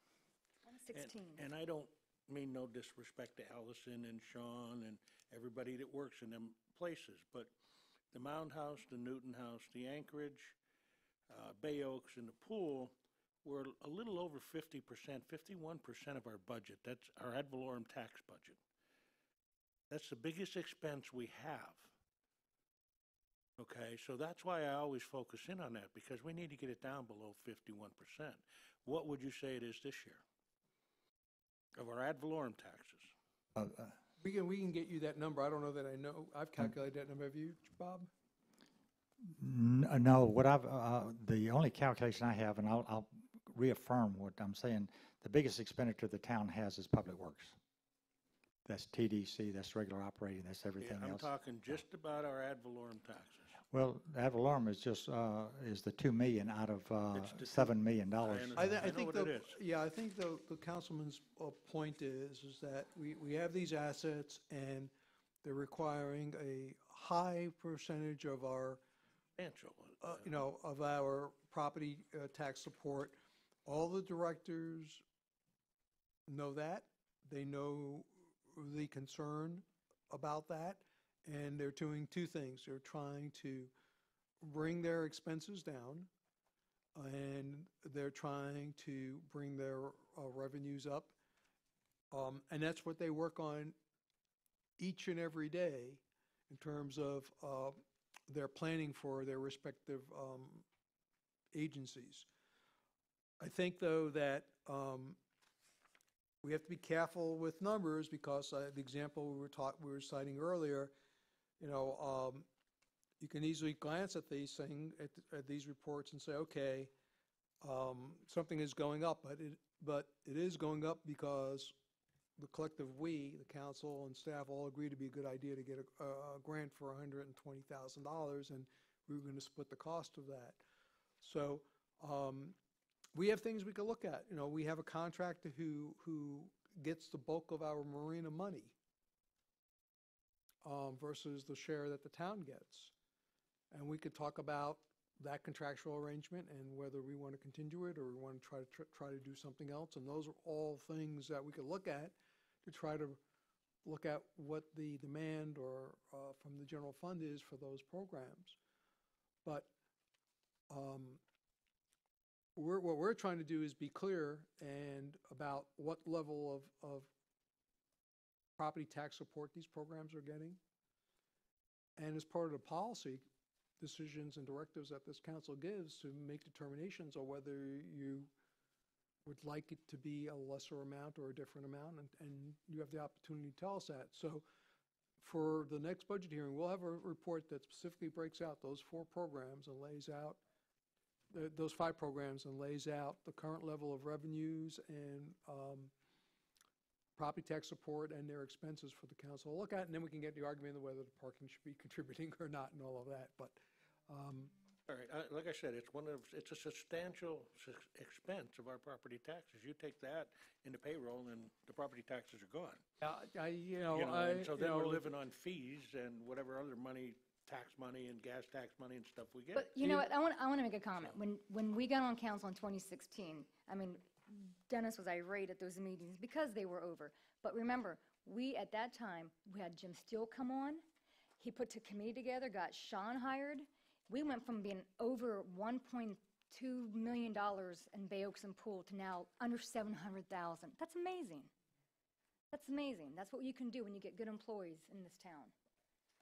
yeah, I definitely feel we're trending in the right direction, and I do believe And the that'll- services are better too, by the way. And a lot of credit goes to the directors who were here before I got here, who have been working very hard to try to achieve what they perceive to be the council's policy on these issues, and that is the council doesn't mind some level of property tax support, but they want to know that they're being efficient and effective in their operations in terms of either raising revenues or keeping their expenses at a reasonable level and doing everything they can to not adversely impact the programming being offered to the public. Like I said, in no way reflects on them. I just want to keep the spotlight on it. I don't want to see that pile of money keep creeping up every year. I want to see it creeping down. Well, I think, again, I want to be careful, because if we can get a grant for $300,000 next year, and on paper, it's going to look like it's going up, when, if you took the grant out of the equation and looked at it, it wouldn't be. So let's be careful, and we'll have Bob put together a little spreadsheet explaining that. I can tell you, in 3 biggest departments in the township: general government, which takes care of insurance, transfers to the capital, et cetera, that's 1.8 million. You have the public works, which is 2.5, and then you have between the community center and Mound House and Newton Park, they're about 1.4 million. So those are your 3 largest departments that are utilizing your general fund budget. And your operating taxes or your ad valorem taxes are $2.2 million. So how do you divvy that with all of them? You can break it down to per capita. You can break it out in a lot of different ways. Y'all tell me how you'd like it, and we'll work on the numbers for you. Okay? We'll chat more about that later, because if it's 1.4 now, I believe it was 1.2 just 2 years ago, so. Well, and your budget this year has dropped about $120,000 from last year. Your 7.7 last year was 7.8. Just information, okay? Okay, so if no more questions on the main budget, let's get down to these add-ons. So, I think what we did, the consensus was is we were okay with most of the add-ons. I think we made those well, I'm coming to decisions, come but back because we I were was not talking- okay with all of I them. thought we were talking about moving some of the money into different categories. is what I Well, was talking. I tell you what, I don't like taking $15,000 from the Lee County Sheriff Office. I think that 35 should stay at 50. Let me tell you, we've got people calling because there's people sleeping underneath the bridge down there. I've had people that work at Times Square call me. I've had a lady tell me that base was down there and said, I'm going to wait till you get in your car because there's people underneath the bridge sleeping. I talked to the sheriff captain today about that, and they're aware of it. We need to have, we need to keep, I think, our Lee County Sheriff budget at 50. I think you guys are wrong to take 15,000 out of it. And on top of that, I had Sean do a breakdown because you were moving like 15,000 to go towards fireworks or something, and for New Year's Eve. New Year's Eve special. Which, number one, while we're working on water quality, just remember something. Fireworks has phosphorus and it has all kinds of chemicals in it. So while we're telling people don't use fertilizer, don't do all these things, the things that go into fireworks over our water is not good. And we need to really think about if we want to keep putting chemicals into the water while we're trying to fight this battle right now, when we could take it over to Bay Oaks and do it over at the ball field or something, or a laser light show that has no chemicals. But anyhow, Anywhere you do it will have the same impact. not Let's over the let- water. Everything goes to the water. Well, then maybe we don't do it at all. I'm just saying, if we're all gonna work together, then we should work together on water quality all the way around. But Tracy, let me ask a question. So the Lee County Sheriff's Department line item that you're talking about is only special detail. It's Well, not, that's a different one. So Lee County Sheriff's Office Special Detail is 35,000. It was 50. You guys took the 15,000 from that 50, and you were gonna move it to Sheriff's Office for Lee County Sheriff New Year's Eve detail. And I don't think that we should line item that for New Year's Eve. I think that we should let Roger and the sheriff captain decide what we need and when we need it. Just like Labor Day weekend, or is it Memorial weekend when we had that shootout? Now we have extra presence there for that time, but we don't have a line item for Memorial or Labor Day. It's something that it's between our town manager and the captain, that they should decide when we need extra patrol and when we don't need extra patrol. And if we already know that we're not going to do a New Year's Eve event, that would fall on somebody else if they want to do it. So those expenses should be picked up by whoever's going to do it. We've already put 100% of the 4th of July onto the taxpayers. We should put 0%. well, if that's the case, then we should move the 4th of July detail into the same pot. Because we've already decided that 4th of July, we're going to make it a budget line item, that we're going to take care of it, all of it year-round. Remember, we just said, let's stop playing this game? I do remember that, The but chamber said they cannot afford to do it. They don't have the volunteers, so we said, then we'll take that one from parade to everything, cleanup. So that's one thing that we are doing for the businesses and the residents, 100%. So, And I don't have a problem with tucking that New Year's Eve detail back into the special detail. The money is still there, and it may And that- fluctuate up or down according to what transpires, but I don't know that that's, If the sheriff department knows about the problem down there, why aren't they do something about it? they go down there, but we Well, if they were taking care of it, then we wouldn't have that issue down And there. that wouldn't be under special detail. That should be Exactly. their regular patrol every day. No, but I'm talking, I'm looking into the future as, what if it gets worse and we need to ask them to be here more often? That wouldn't still be special detail. It would be under special detail where we took out Lee County Sheriff Office Special Detail. It was 50 and now it's 35. We took 15,000 away from it. And I'm saying, things are, you guys know, you must know by now, like all the vandalism that's going on, all these stickers and stuff going up everywhere, graffiti going up. We need presence down there, and we don't have code enforcement at night. We need to have a presence down there. And in today's world, you just don't know what's going to happen. I think that you can't have enough, I'm a military person. I'm military, law enforcement. It's so important. And to take $15,000 out of that special detail, and then we also talked about putting a special detail, well, it'd be more of a traffic detail, over by Times Square and Old San Carlos, because that's what the traffic engineer said we needed to do. I think we did it once for a weekend, and it worked well, and we haven't done it again, but we may be doing it again.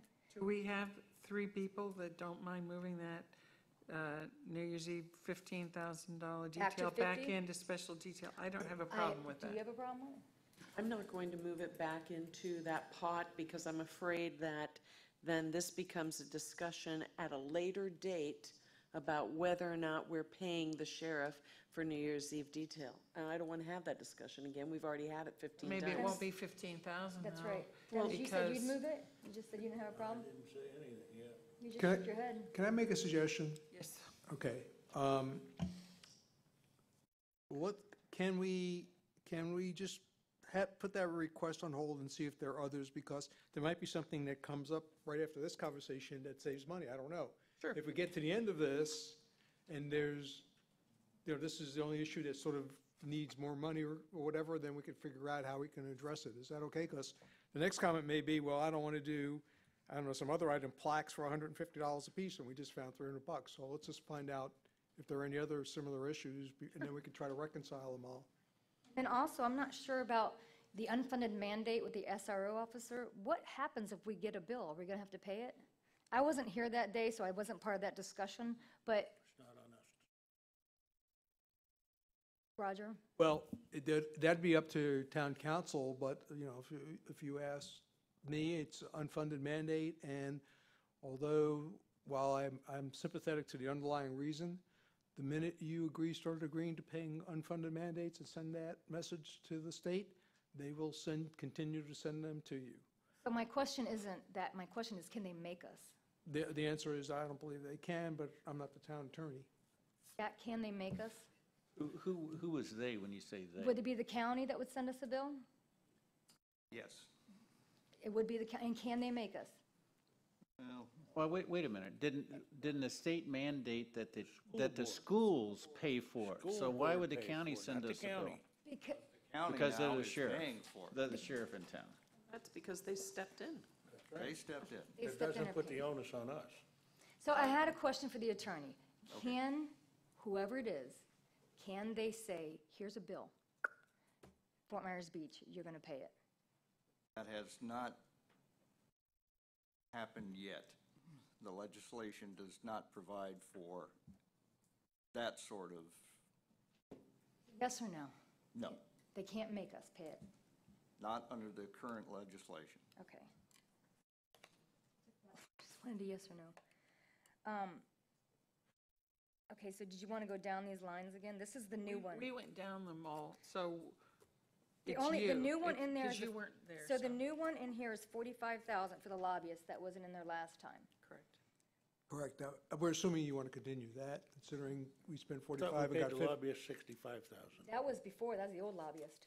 That was a number I saw reported somewhere that's not accurate. But I'm sure he'd be happy to take it. I think last time, and I think I heard today also, that we said that the July 4th fireworks will be reoccurring in the future. So Right. they should have the R on them like these other items. Absolutely. Right. So that would mean like a line item for 4th of July? It would be like the fireworks, the staff support? There'd be the lines associated with 4th of July, so there's 3 of them, that would be recurring. So, you know what, let me go back to what I was originally saying. So I got a breakdown from Sean for New Year's Eve with fireworks, actual amount accounted or billed 4th of July with fireworks, and then no fireworks estimated cost. So when you look at Town of Fort Myers Beach, where is it, the staff, it was $16,500. New Year's Eve staff support, Fort Myers Beach. That would be if we took on the fireworks. When you take out all that support, when you take out the Lee County application, the fire, the restrooms, the dumpsters, the Trojan workers, whatever, all these things, it goes back down to like $1,600 or $1,500, not $16,500. Here's the breakdown. So do you think that because fireworks weren't done, there wouldn't be 50,000 people down here throwing beer bottles and trash all over the place? Still got the ball drop. But I'm telling you, the cost of having it, when you have the fireworks, you have to have certain things that the Garden State makes you have for them. You got to have the dumpster to put stuff in, you got to put their restrooms up for that guy. There's certain things, and if we're not going to do it, we don't have to pay for this stuff. We don't have to pay for the Lee County application because it's not our show. We don't have, you can look at this and there's the difference. So you can save $15,000 right there because we've already decided we're not paying for that. No, but we still have, staff still has to clean the mess up. No, we don't have to pay for that. When, Who's gonna clean the beaches, and who's gonna clean the streets? So- And who's gonna clean Times Square? you know, volunteers did it when we had the fireworks. Well, we're not talking about the fireworks, we're just talking about the extra people down here for the ball drop, as a But matter of that, fact. I'm 'Cause telling we you still what do the ball I drop. was given the I breakout. understand that. So it would be- But where does it say how much it's gonna cost us? Right here. I just gave it to you. $850 for barricades and vehicles, public works staff, Parks and Rec staff time $450, miscellaneous supplies $300. Really I just think don't that's gonna understand how, pick up you know, the Shrimp cleanup? Festival does this every year with no money, with all volunteers, and they don't need all this money from us. So whoever decides, whatever entity says, I'm going to pick up the New Year's Eve fireworks this year. We're not talking about the fireworks. I'm talking about the entire thing that when you have an event, when you throw an event, everything that's encompassed in that event you have to pay for. So like, let's say sand sculpting that's coming up. I mean, they have to pay for everything. That's an event they're putting on, not the town. They're doing it. So they have to pay for their electric, they have to pay for their dumpster, they have to pay for their bathroom, they have to pay We for everything. understand But that. New Year's Eve is on the calendar. It's not a voluntary event. It's New Year's Eve. It Town happens. does the ball So drop. what? It happens. And there's going to be a ton of people here. And the town does the ball drop. And so why do we need So who's gonna clean it up if we don't? this Forget the fireworks, no fireworks. clean up You know, what, I a think ball that drop? the question may be answered this year if there aren't fireworks. If somebody doesn't step up and pay for them, then we'll know what it really costs, and we'll know for next year's budget.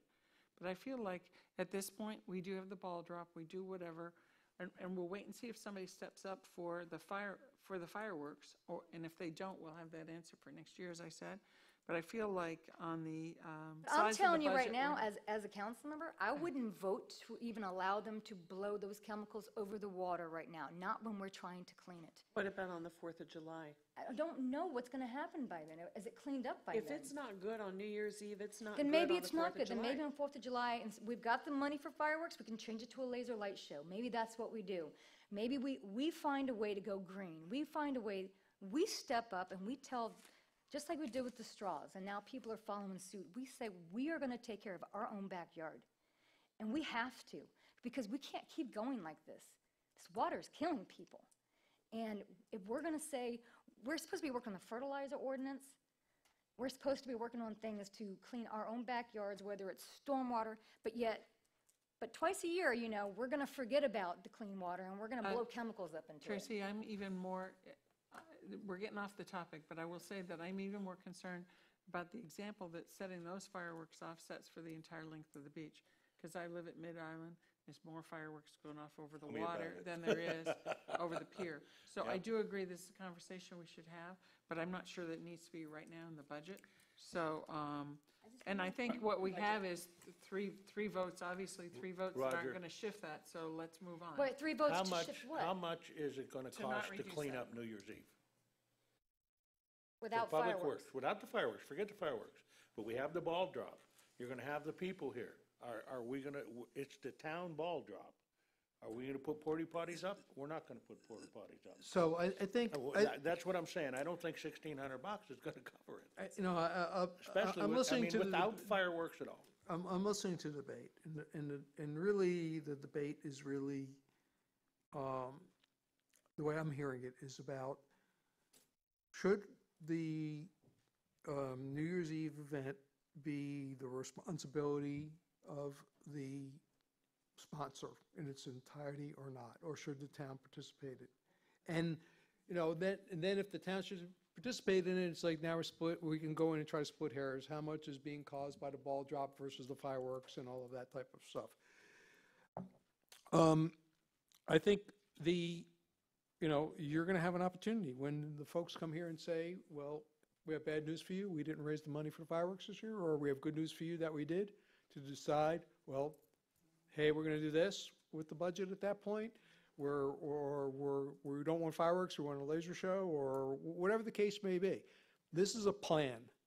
That's what we have in front of us today. This is a plan, and I'm concerned that I'd rather have money set aside for something that may happen than not have money set aside for it and then find out it did happen. You know what this is to me? This is how government creeps up and takes money, because we said 2 years ago, when we started taking on the fireworks, and then when we decided we were gonna do the fireworks, all about the 4th of July, all of it, Bruce, you were the one who said, if anybody wants to do, we're not paying no New Year's Eve. Someone else can pick it up. We're doing all of 4th of July. So now we're saying, well, we'll put half of it aside. And the next thing you know, we've got $150,000 just in 4th of July and New Year's Eve, when that could be going to stormwater. That could be going to more back bay water quality golf front testing.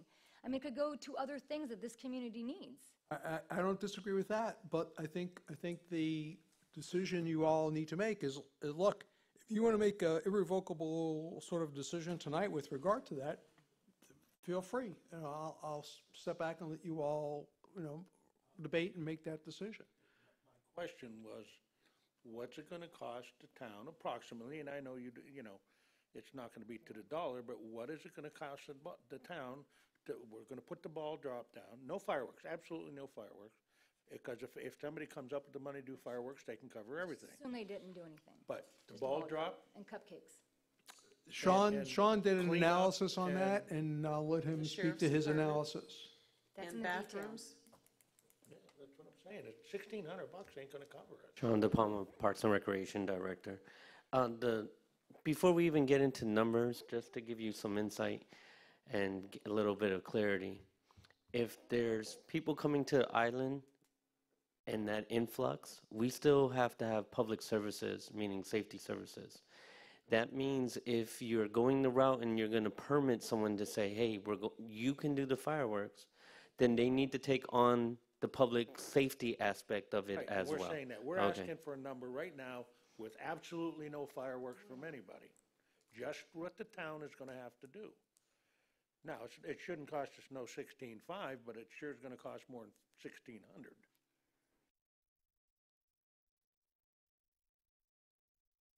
I'm trying to pull up that one email that we issued out to Mayor Gore. Here it is. Yes, ma'am.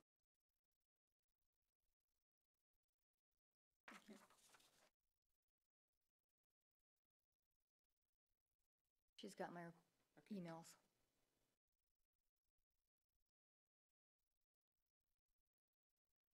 Slightly under $2,800. I mean, why can't we just do? That's impossible. The portalets are gonna be $1,000. No, not providing portlets. He said clean the beach. To support what, the ball drop, you're gonna have to put some porta potties Okay. out there. If you get 10, 15,000 people And so the here, sheriff isn't gonna come for New Year's? We got, the sheriff's already on there. We have the sheriff. Well, it's I'm on talking this about the list here. 16, look, Bruce, I'm looking over here. There's 16,500, and it says New Year's Eve staff support Fort Myers Beach. The $16,500. Right, it doesn't say anything about fireworks there. right. It says staff support. I understand that, but when he gave me the breakout that I keep but trying to Tracy, explain that's to you, not that included the realistic. fireworks. So I'm just gonna say for the record right now, I will not change that line item. Will you, Bruce? No? Will you, Joanne? Wouldn't mind reducing it slightly, but What would you reduce it 14.5. to? maybe to 10,000, something like that. Yeah, I'd probably be okay with that, because 1,600 ain't gonna do it, but I don't think we need the 16.5. I'll go with 10. I'll do anything just to get it down. Thank So you. I got three It's of a us. random, it's a random number, It's a random right? number. Well, it's just- not a random number if you look at this, the statistics on here. So New, Should be enough for the porta potties and the staff cleanup and stuff like that. I would think the 10 grand should get us there. Yes, but keep in mind, now, are you adding the lead tram and that why service? We So, decided not to do the lead tram okay, before. so then that number is When the actually, ball drop, that's it. but you wanted to opt with the porta potties, so you're You looking. have to, that's a safety, you can't have No, no, people, no. you get I totally 15,000 understand. people here, they gotta have a place to go to the bathroom. So you're at about $3,500. So 10,000 is way more than enough. I'll Yes, go to ma'am. 10,000, that's as then low as I'm going. Thank you, Joanne ma'am. did? There's Yes. 3 of us, I'd take that to 10. All right. So the other thing, though, was there any other question on that one? What was my other question? Did you already answer it? I don't know, you got an extra $4,600 now. What are we gonna do with it? But we don't have to spend it, we can always Just because you got it, you don't got to spend it. That's what my husband always tells me. Do you listen? Yeah. Ned's got So- new pair of He's got a shoes. point there. Unfortunately, it's like talking to the wall. What about the Public Safety Task Force request for extra money? I don't believe that we allocate any money to a committee until we've discussed what the plan is. Should we put it in a contingency? Can we put the No, extra money in until we contingency discuss somewhere? what the plan is, we don't allocate money Okay, to a so- committee. They're not elected to spend money, we are. Okay, so we'll take. some With all note due of that. respect to the Public Safety Task Force. So, Madam Mayor, just to specifically answer your question, if it were a general fund item, I would say we would need to address it tonight, but because they're proposing to use impact fees, that doesn't really affect what you're doing. You can appropriate and support the project at a later date when Okay, thank you you. have a clearer scope. well, it was the, it would be under the land. Which one of these items? In there. It was general service design, Bayside and interest of Bork. Wasn't that it? 30,000? That was it. So where it says general services? Right here, yeah. Asking. That's the safety. No, they had just reviewed it and they That sent an was for email. that plot of land that we just got, plus the design of Bayside. In Bayside Park. And that's where, remember, Some of us had mentioned putting some extra money That's in right. there. right, because Bruce had thought about bringing a professional in to design that, and that would be included in that 30,000, correct? Right. Yeah, so we'll just leave it at 30.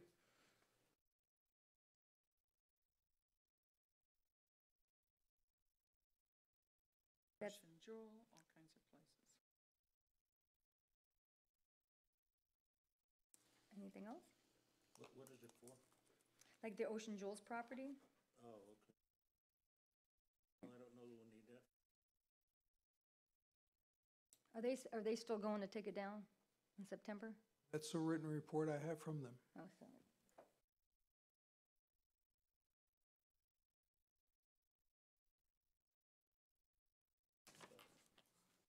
So that's all, I mean, that's all I have now. Anybody else? No? Ready? Dennis is just going down it one more time.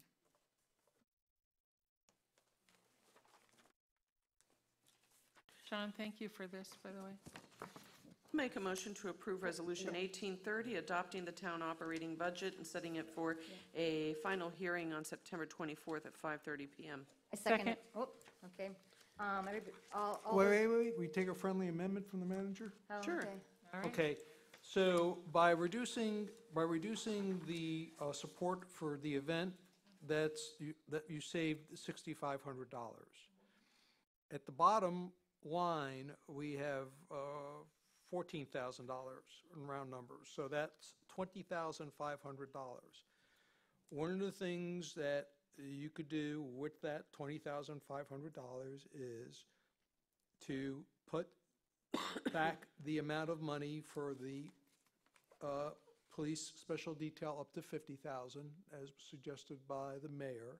We already said to do that. But we Well, didn't. well, I thought you said, guys- You did. No, we didn't. I said to hold off and see if there were other requests. All right. Okay, and then, you could then the balance would be $5,500, which would flow into a capital reserve once you're done with that. Roger, it into- I would rather wait and do that at the last hearing when Okay. all of us can have a look at what else we want to change since we made But, those I changes. So would I'm like not to- going to amend my motion. I'd like to, But thank you. put that extra 5,500 in that design for Bayside I and I Brook. agree with you there, but can we do it at the next hearing? So all in favor? Aye. Aye. Aye. Motion passes. So Thank this you. public hearing is closed. Do you guys mind if I take just a 2-minute recess? 2 minutes isn't gonna do it. so Okay. Call it 10 and be safe. I'm going to take a About 5. 5-minute recess.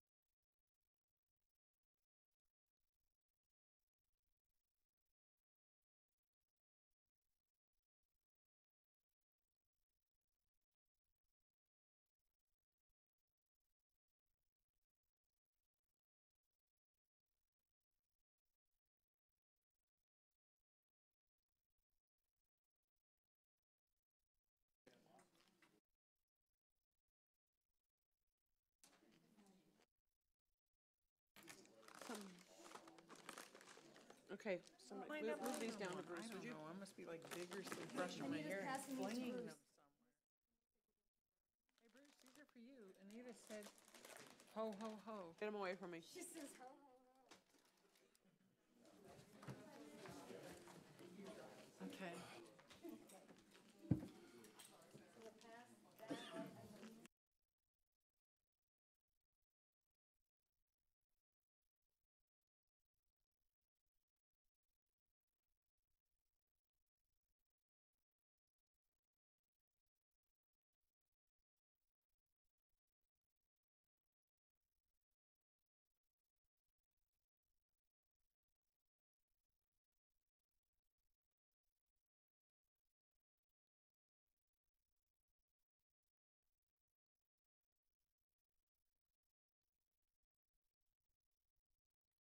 Okay, 7:39, we'll bring the meeting back to order. The next public hearing is a legislative hearing, first reading of ordinance 18-14, amending the personnel manual. A town attorney, sorry, it's getting late. Has it been legally advertised? Legally advertised for our purpose, Madam Mayor, you may proceed. Would you read the ordinance, please? Ordinance 18-14, an ordinance amending ordinance 13-03, the Town of Fort Myers Beach Personnel Manual, which includes provisions relating to employment policies and procedures, employee benefits, and employee conduct and responsibilities.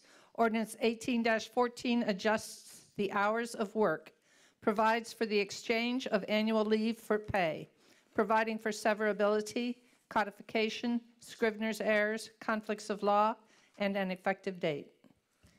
Roger?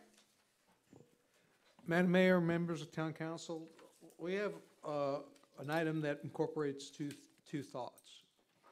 The first thought is we have some employees who are receiving their hard cap in terms of their leave bank. The town is forcing them basically to take their leave or lose it. The problem is that our staff is fairly lean. So when those employees do that, we either have to do without their services for those days, or if it's an essential service, to bring somebody in on an overtime basis to cover that, those hours and those services. By allowing employees that are basically just below the cap to, rather than to force them to take the time off, take a payment, which we have money set aside for, we will actually wind up probably saving money, either by not having to pay overtime or not have the public be inconvenienced by the wait and delay in providing public service. So that's item one. Item two is by adjusting our work week from Sunday to Monday, the Public Works Director has provided an attachment to which shows the potential savings in overtime to the general fund in an illustrative case. The work, it doesn't affect how the work will be implemented, it just affects how the employees would get paid. It would ultimately save the town some general fund overtime, which is something we always strive to accomplish wherever we can. So that's what this item does. It affects two parts of the personnel manual, and we recommend it as shown on your blue sheet. Does council mind if I call public comment first before we discuss? Is there any public comment on this item? No public comment. Public comment is closed. Any discussion? No, I had a long discussion with Roger about this. It makes sense. I appreciate Chelsea's work on this as well. Chelsea, you're the one that produced the chart. I appreciate that. All the staff streamlining things for efficiency, financial efficiency, so I'm in support of this. Roger, basically, nobody sees this change. This is internal. Everything operates the same for the public. Yes, ma'am. In terms of the public, it actually, theoretically, they would see an improved level of service that they otherwise might see.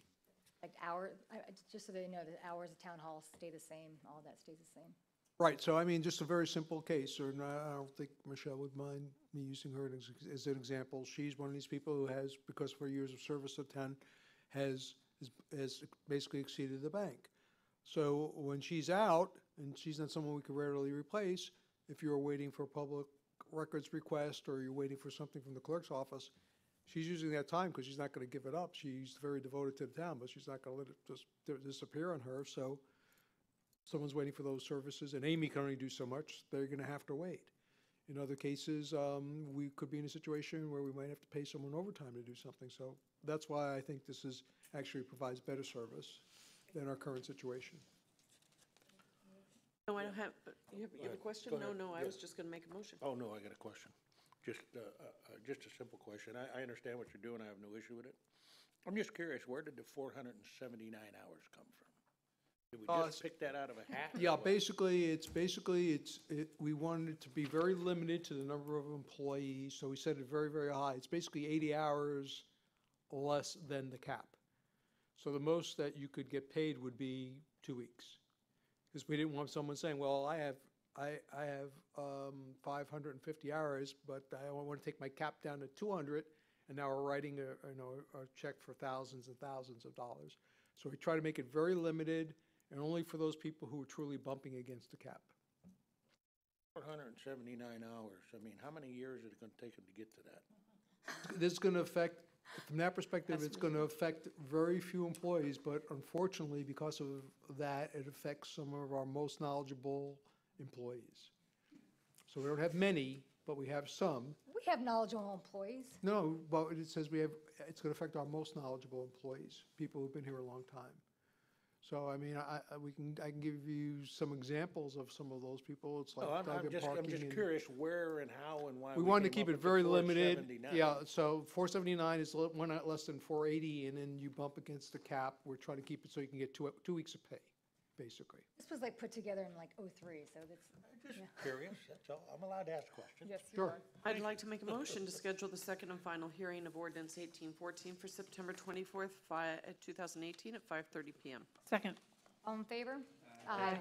Motion passes unanimously. Closing this public hearing. Go to, Chelsea?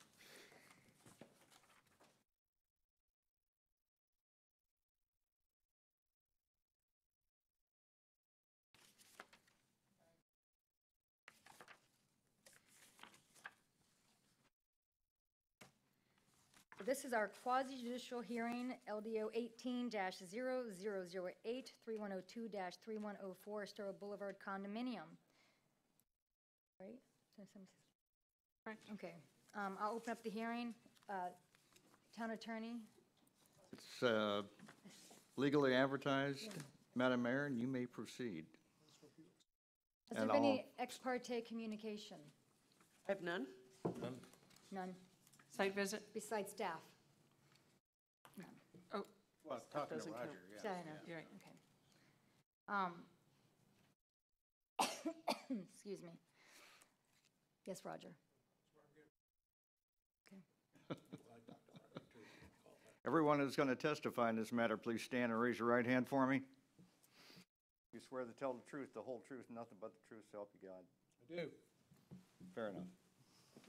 You may proceed. Applicant would like to present their case?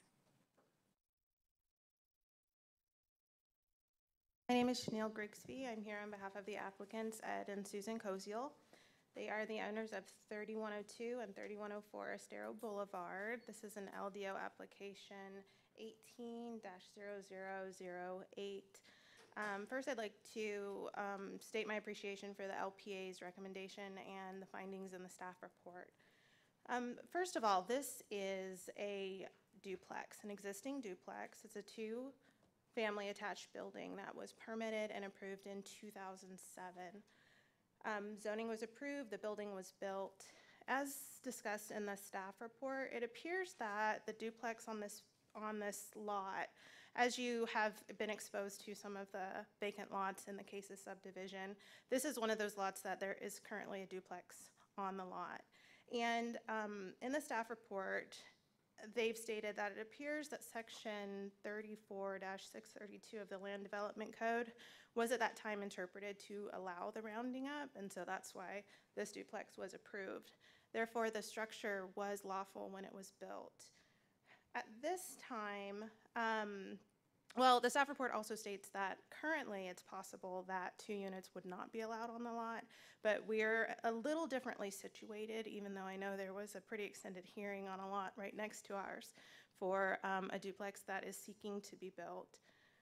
What we're seeking to do is merely change the form of ownership. There are 2 units. They have been utilized as 2 separate units since 2007. My clients when they approached me for a solution, we couldn't split the lot, of course, because it was too small. And the owners had been trying to sell the unit or the structure as a whole for, I think they had it on the market for over 600 days. And so we felt that this was the best solution for them to condominiumize, which, as you probably know, a condominium is just a form of ownership. It's created by the recordation of a declaration in the county in which the property is situated. And as part of our condominium conversion process, we have to submit with our condo docs, which we supplied to you, our draft of our condominium declaration, bylaws, and articles. We have to submit an acknowledgement from the municipality that you have been notified of the conversion and that it doesn't run afoul of any of the zoning requirements. So we sent a letter to community development, and they said that we had to submit an application for an LDO. We had to come before the LPA and the town council. So that's why we're here today. They stated that there's two reasons they changed the process, because they wanted an opportunity for a public comment and they wanted to review and, if necessary, reconcile any density issues. At the LPA hearing, we kind of discussed back and forth any density issues that there may be. If density was lawful at the time, even though it's non-conforming, we're not changing density by just allowing the individual units to be owned separately.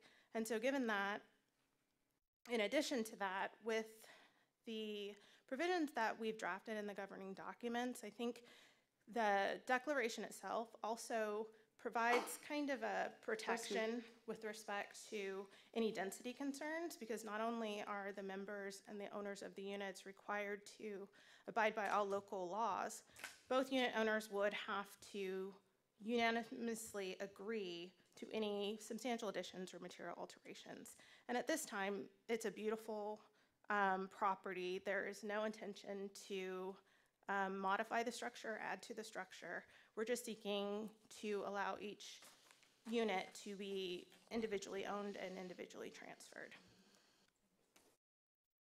Anybody have any clarified questions before staff comes up?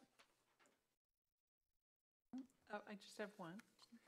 With regard to, I just looked it up on Property Appraiser, and would you agree with a couple of things, that it is a 6-bedroom, 7-bath at this point, and they're equally split between the 2 units? It's 3-3 on both sides. 3-3 on both sides. So it's 3 beds, 3 baths each side? Okay. And then would you, and that's equally split, and the square footage, they listed as like 5904. Would you agree that that's your square footage? What do you think your square footage is? You have to come up, She wasn't sworn in either. Oh, yes. Oh, that's right. I'm sorry. you're going to have to be sworn in if you're going to speak. Thank you very much, Anita. Sorry. I was.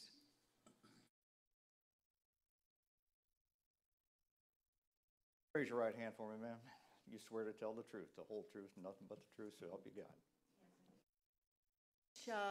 You guys say your name for the record, please? Sure, Susan Koziel, and each unit is 3,200 square feet. Each unit is 3,200 square feet, and they're mirror reflections of each other. Thank you very much. All that for that.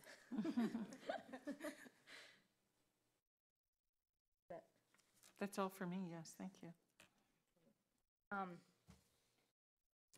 don't have any, I've read the LPA minutes too, and the staff. I'd asked for the LPA minutes, they said they weren't done yet. I pulled them up offline. Sarah, did you? I feel like the applicant has covered all of the issues fairly well, but I'm available for any questions you may have. I have no issue with this. The town has no issue with. Did not. Yeah, our only issue was that as the applicant said, that there be clear an opportunity for any public input, and that these types of decisions that have density implications are made by town council ultimately. So that's why the item is here before you today, to decide that this is, that this the non-conforming duplex can continue to be a duplex or not. Before we ask questions to the staff and the applicant, is there any public comment? Yes.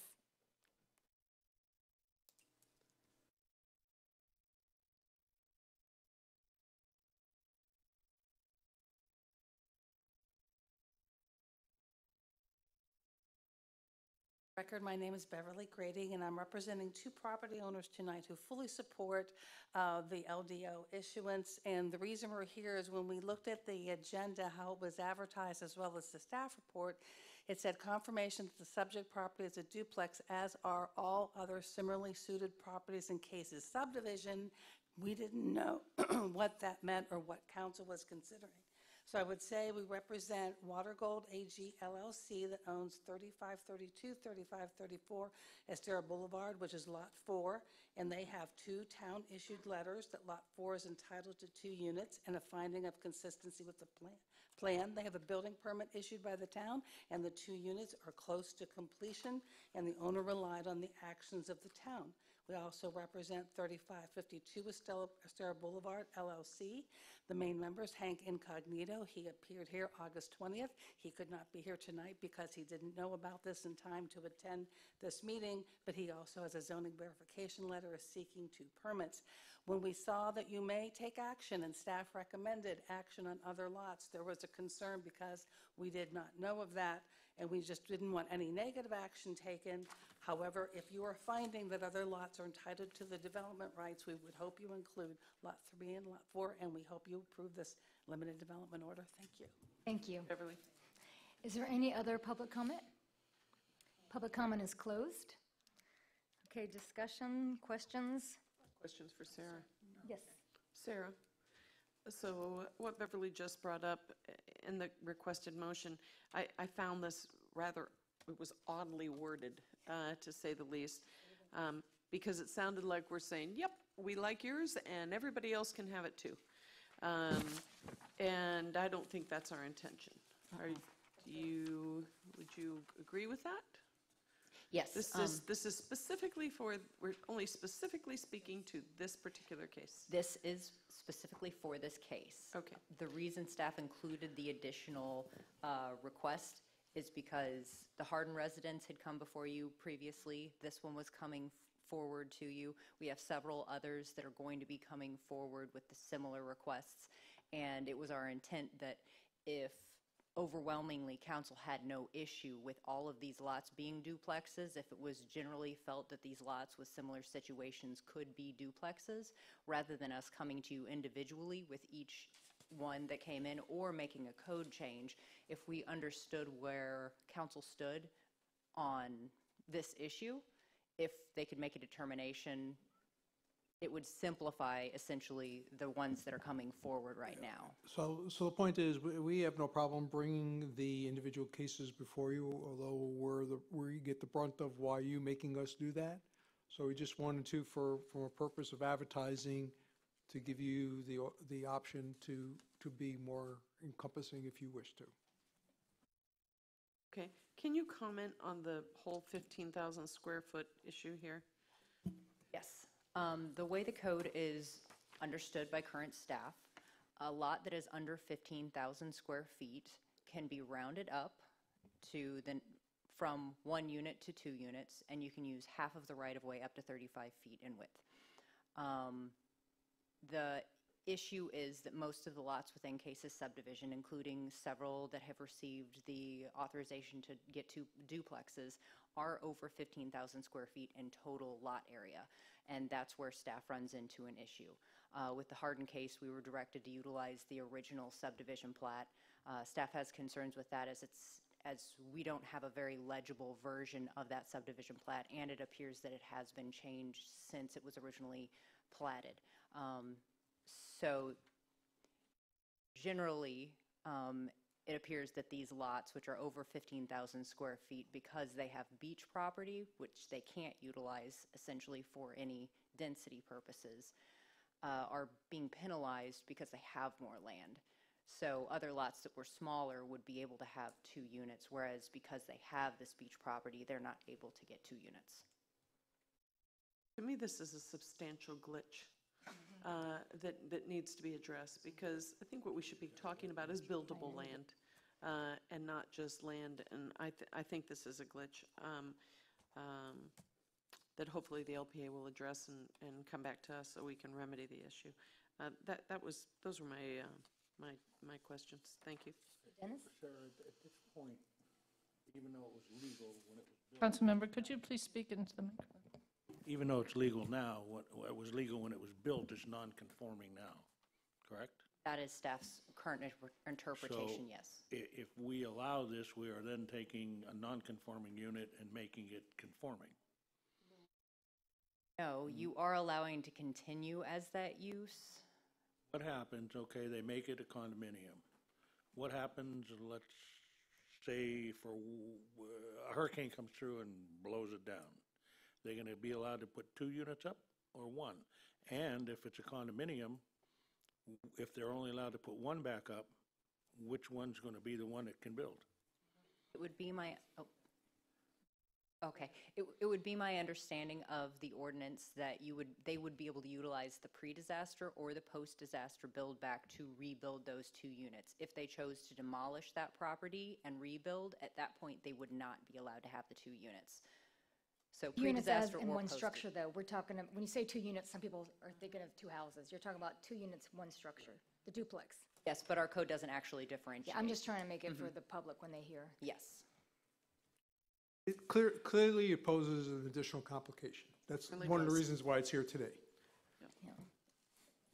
I don't have, I've read this pretty thoroughly, and I'm okay with what they're asking for. I'd make a few conditions, and I would not add in that second part of the request for the whole case subdivision. I make it just for property specific, but go ahead. I would do it the same way that we've done. We've had a couple more that came forward, and Ms. Grigsby, correct? Yes, thank you. Stated what I agree is this is a legal non-conforming duplex, and the manner of ownership is really not a concern to us. They are legally allowed to condo this. So, but what we need to do, and what I found for the other ones that came forward, is I think that the function of the town council in this, when they're non-conforming, is to be very specific so that when they go to sell this, the owners know exactly, the 2 people that are going to buy them know what happens if. And I think that it makes for a better sale of the property, and we've done this in the past. And so I'm just going to read to you what we've done in the past, and so then I would just say, if you have an objection to anything that I'm saying, would you respond? Okay? What we've done in the past is stated in our findings and conclusions that this is a legal non-conforming duplex, and the density exceeds and is not in compliance with the comprehensive plan 4B8. That's why it's creating. Number 2, creating a condominium will not create density, but it is subject to regulations and limitations of the comprehensive plan and land development code. Number 3, creation of a condominium does not resolve the non-conforming density issues. Number 4, the subject property should be recognized as a non-conforming structure on a single residential lot. Number 5, based upon the application and the Lee County property appraiser, the lawful existing density, intensity, and height for the non-conforming structure is as follows, and that's why I asked you. So it is a single structure with 2 non-conforming units on a single lot of over 15,000 square feet. B, it has total square footage, the entire structure and 2 units combined is 6,400 square feet. Number 3, the total number of bedrooms is 6 and bathrooms is 6 for the entire structure, which means there are 3 bedrooms, 3 baths per unit. I'll get to it. Unless the property owner notifies the Lee County Building Department and Lee County Property Appraiser with notice to the town of Fort Myers Beach prior to such and such a date. The reason I put that in is because right now, your Lee County Property Appraiser says you have 5,904 square feet. If you have 6,400, you should correct that with the property appraiser. And then that way, each unit has 3,200 as you're stating. So that's what I'm saying. And then just let the town know that you corrected that with the property appraiser. okay? So that's what that point is, just so the attorney understands. And then D, the height is 2-story for the entire structure, including all 2 units above base flood elevation. So then the conditions would be that the existing structures are non-conforming buildings according to LDC section 343202B. The existing structures are subject to limitations in internal repairs, reconstruction, and renewal in accordance with regulations in the LDC for non-conforming buildings due to density. The existing structure is subject to pre-disaster and post-disaster build-back based upon the existing lawful density, intensity, and existing height as stated in the findings. And then future condominium applications would require case-by-case analysis and notification, and that pertains to the other case subdivision issues. Number 5, parcelization of the lot is not permitted. And number 6, the common elements of the condo must remain common. So what this does, by us doing these findings and conditions, when you do your condo, you also have something that you can show the buyers that says this is what happens in a pre- and post-disaster situation, that we have a full understanding of what the idea of a legal non-conforming structure means on this particular piece of property. So they can build it back to what it is. So they can build back to that square footage, and they can whatever. And I just know in working with another applicant before, they were having trouble with buyers because they were like, well, what does that mean in case of a disaster? What does that mean in case of whatever? And I think that by the town council doing these things and making sure that you have something really complete, it will help the applicant achieve their goals by doing the condo. So, and I don't know if she the had a town question. council has a reaction, but yeah. I just wanted to make a correction. There's 3.5 baths I in thought each it was. unit. I thought it was 6 beds, 7 baths according to. Not 7. Oh. Well, if you total Well, it. in the LIPA, that's what it says, 6 Yeah. beds, 7 baths, and if you divide it out, it's 3 bedrooms, 3.5 baths. That's what I thought. Okay, I'll correct that in this note. Okay, and 7 bathrooms. Okay, so did you have any, is No that all? objections. No objections, and does that meet the goals of the applicant, you think, in terms of their doing a condo, which they're legally allowed to do? Yes, absolutely, and I'm going to discuss with the Koziels, we may add some of this other language into our condo docs, because I think that will be helpful, recorded in the public records, and therefore subsequent owners will be unnoticed, regardless of what a previous owner supplies them with at transfer. And to my fellow counselors too, this does respond to everything that the LPA was asked to do. Their Great. 7-0 vote was basically does support this. And so at any rate, and I would wind up making that in a motion in the long run, just. I agree, and if you're going to make a motion, I'll second that motion. Bruce, are you ready? Do you have any questions? Nope, that's exactly what I was going to say. You did a nice job. Thank you. Is there a date by which you'd like us to put that you're going to let LIPA, the property appraiser, know that you have 6,400 square feet and not 5,904? Because I just have to put some date in there. Don't tie your hands too much, but we just should have a date. Do you want to You pick a just say date? just before it's approved? Well, no, they're probably going to notify them right away, but what Or, do I you mean, want? within 30 days. Okay, so let's just pick a date. Why don't we make it easy? Why don't we just make it November 1st? November 1, okay, 2018. Okay, good. Does that satisfy everything? Thank Okay. you. Now, do I need to read that entire thing back in the record? I have a copy for you, by the way. Okay, so, okay. So are you just going to use that as your motion, or are you going to? That's what I would do as a motion, that we confirm that the subject property is a legal non-conforming duplex on a single lot, and that they can, of course, do the condo ownership, and then the findings and conclusions Joanne, did you as I take read. out request number 2 about the whole? Well, You did, okay, yep, yes. yep, all right.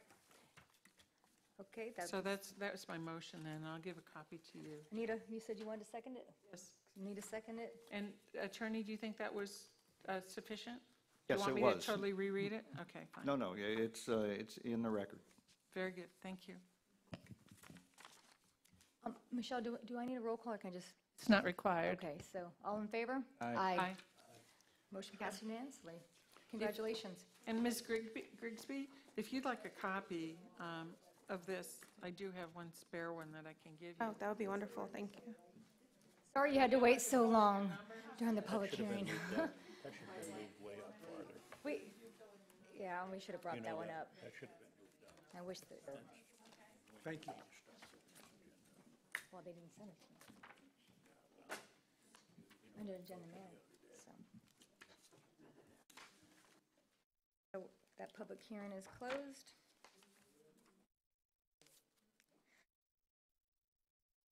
Where's my?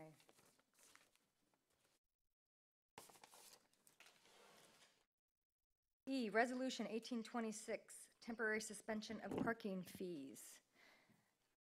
Has proper notification been sent, Mr. Attorney? Yes, it has, Madam Mayor. You may proceed at your discretion. Do we need to read this resolution into?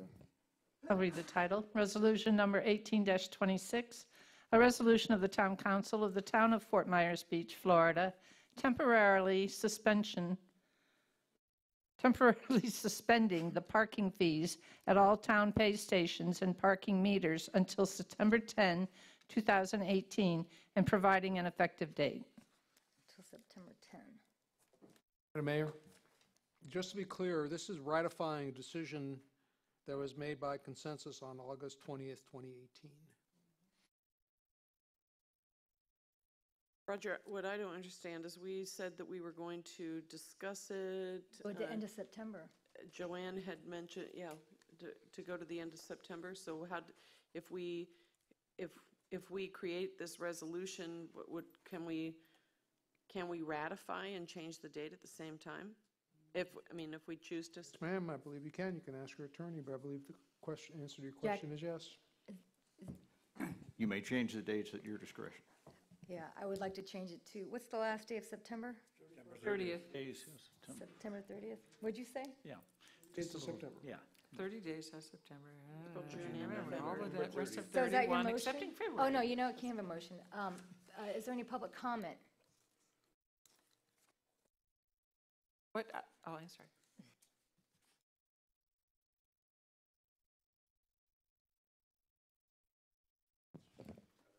Leon Moyer, thank you.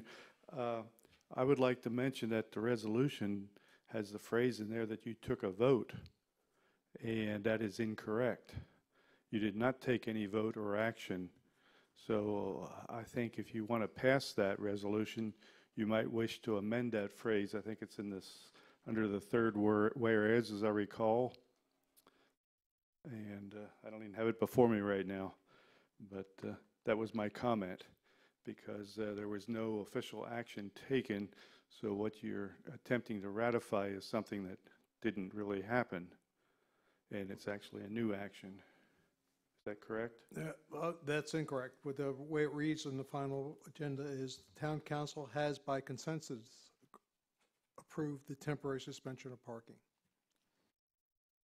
You're going to have my copy. Better than that. He's talking about the third whereas, though.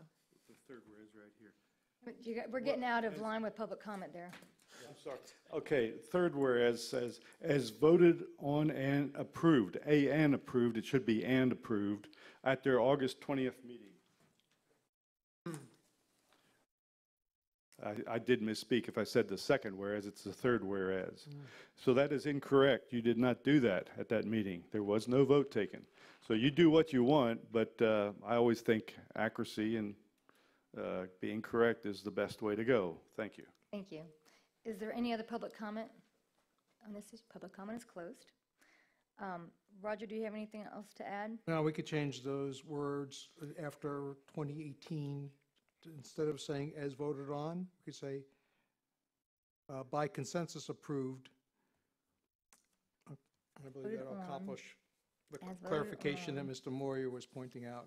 By consensus approved. And then when we make the motion to add it to the end of September 30th, which I think the council agrees, where would I add that? Change the dates, we'll change the dates from September 10th to September 30th, so it would be to approve this resolution as amended. The two amendments would be to change the September 10th date to September 30th, and to wherever it appears in a document, and to change in the third whereas clause from as approved on and to by consensus. But just to be technical, wouldn't you say from August 20th to September 10th and extended to Yes. September 30th? Like Just- that Because language if you're better? ratifying it, you're only ratifying it to what you. And if that makes you feel more comfortable, that's fine.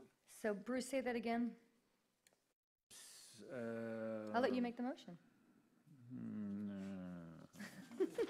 Step up. Okay. Come on, Bruce, you can do This is it. an easy one, do it. I make a motion that we approve Resolution 1826 with the adjustment of, and whereas, the third whereas, that it's as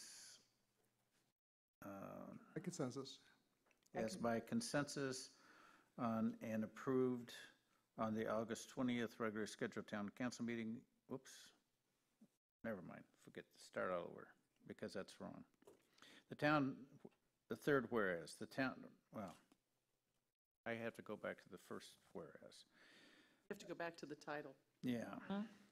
A resolution of the town of Fort Myers Beach suspending parking fees and meeting until September 10th and extended, and now extended, you can say that, to September 30th.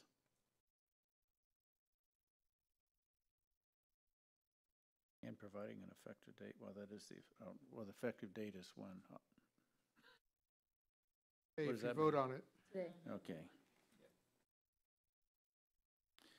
And then the first whereas, parking meters within the town limit, August 20th to September 10th, and extended to September 30th.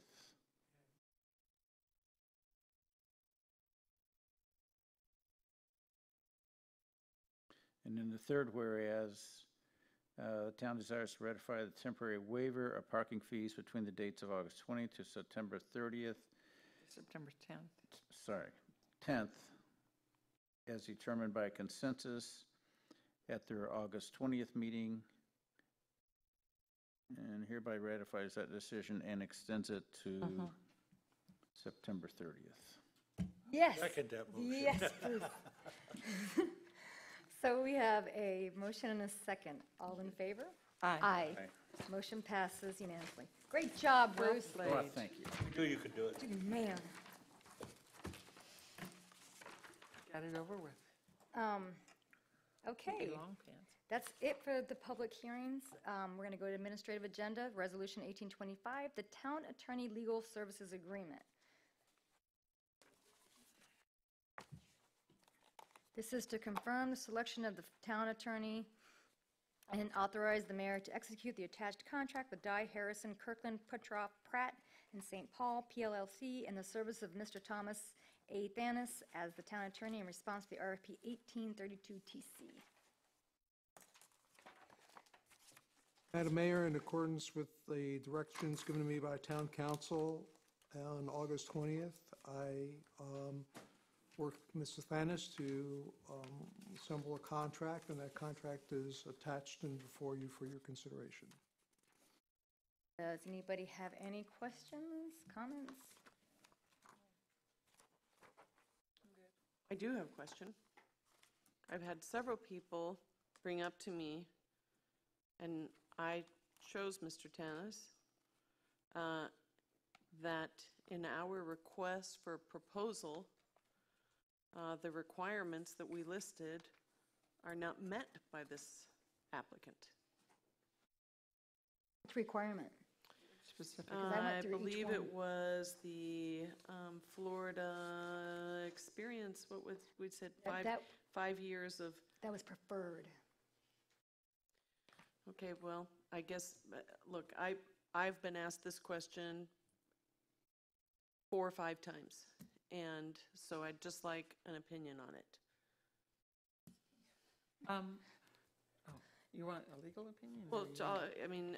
I'm aware of that in the qualifications. It says With respect to the attorney designated as town attorney, the individual must meet the qualifications listed herein and/or provide the following information. So they have to graduate from an accredited law school, be licensed to practice law in the state of Florida, yes.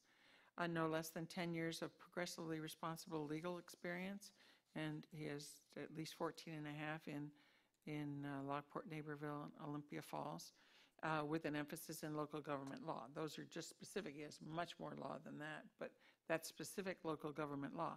But then it says Florida Bar Certification in City, County, and Local Government Law and Florida Municipal Government Experience preferred. It doesn't say preference will be given. It doesn't say required. It just says preferred. I personally was very aware of that and discussed that with him. And as a matter of fact, that preference, he probably would meet that, except you have to be in Florida 5 years to get that. So that's why I don't have a concern about it, and I do believe we absolutely met the letter of the qualifications as put forward in the RFP. But And to that's piggyback just off me. of that, if you remember during the public hearing process, when we picked him, I actually made that comment, that he didn't, and he said, I would if I just haven't been in Florida long enough, but he's been in that kind of law long enough, so. I did all the checkoffs when I did that. Does anybody else have a? Anybody else has this concern? Well, I have a concern, the same concern. I was asked a couple times too.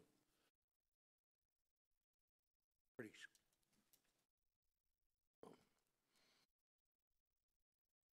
I just thought we were all pretty thorough with when we did our. Yeah, I mean, I had the same concern, which is why I did not vote for him, in that I didn't feel that he had the Florida experience. Does he have government experience? Yes. Is he a good guy? Yes. Is he a great guy? Probably.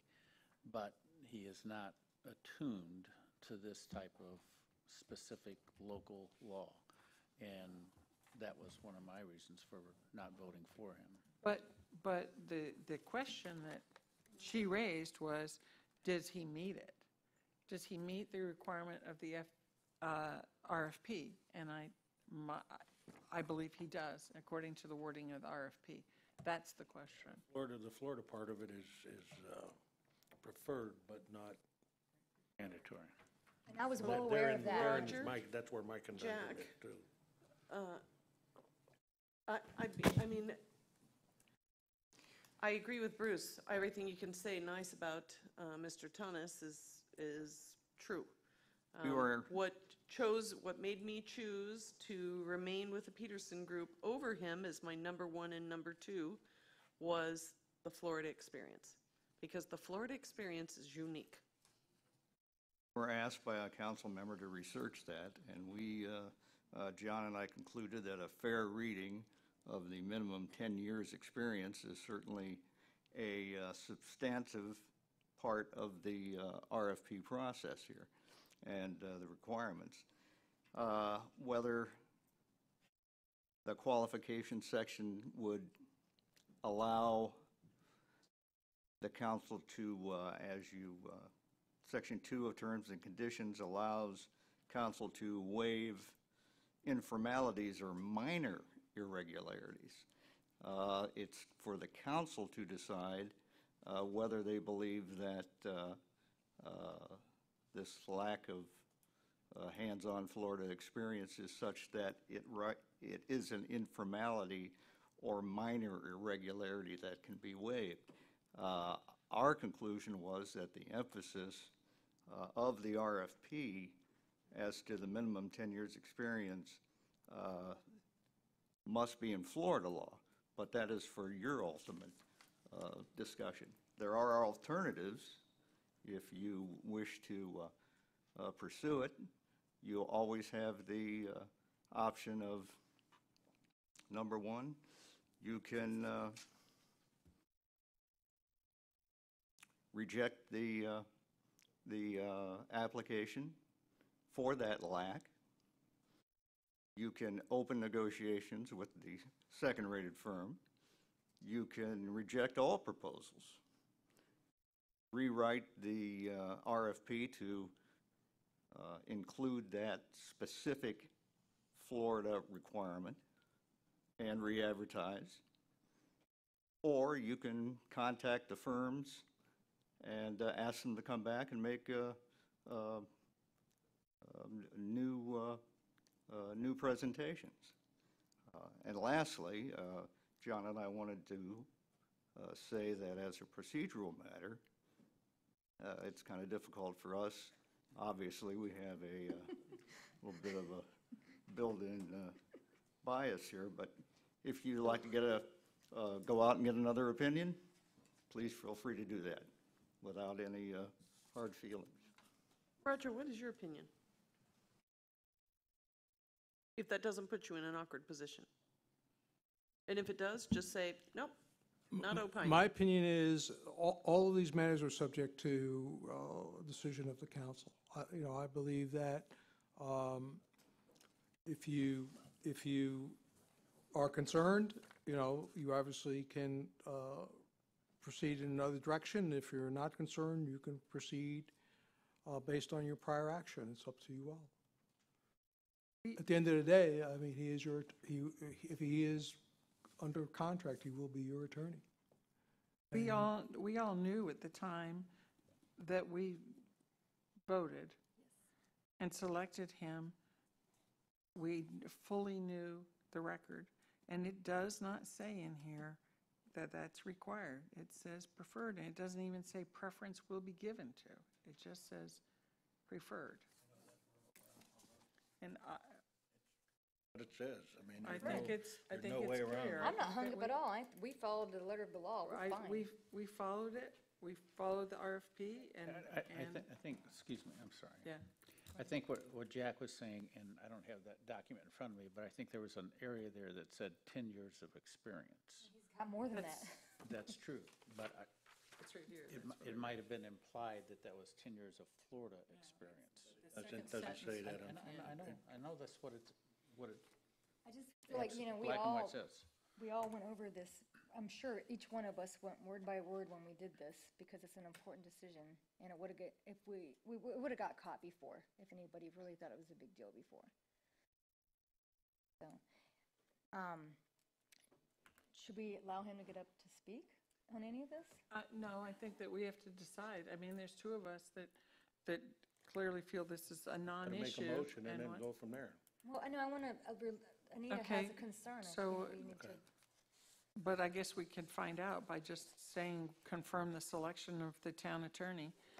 We can do it in two different motions. We can confirm the selection of the town attorney first, And then we also, and then we can move toward the contract. and for anybody who's concerned, the two other attorneys that were with him are certified, but with Florida. And Roger, didn't you put it in the contract that they had to sign, right?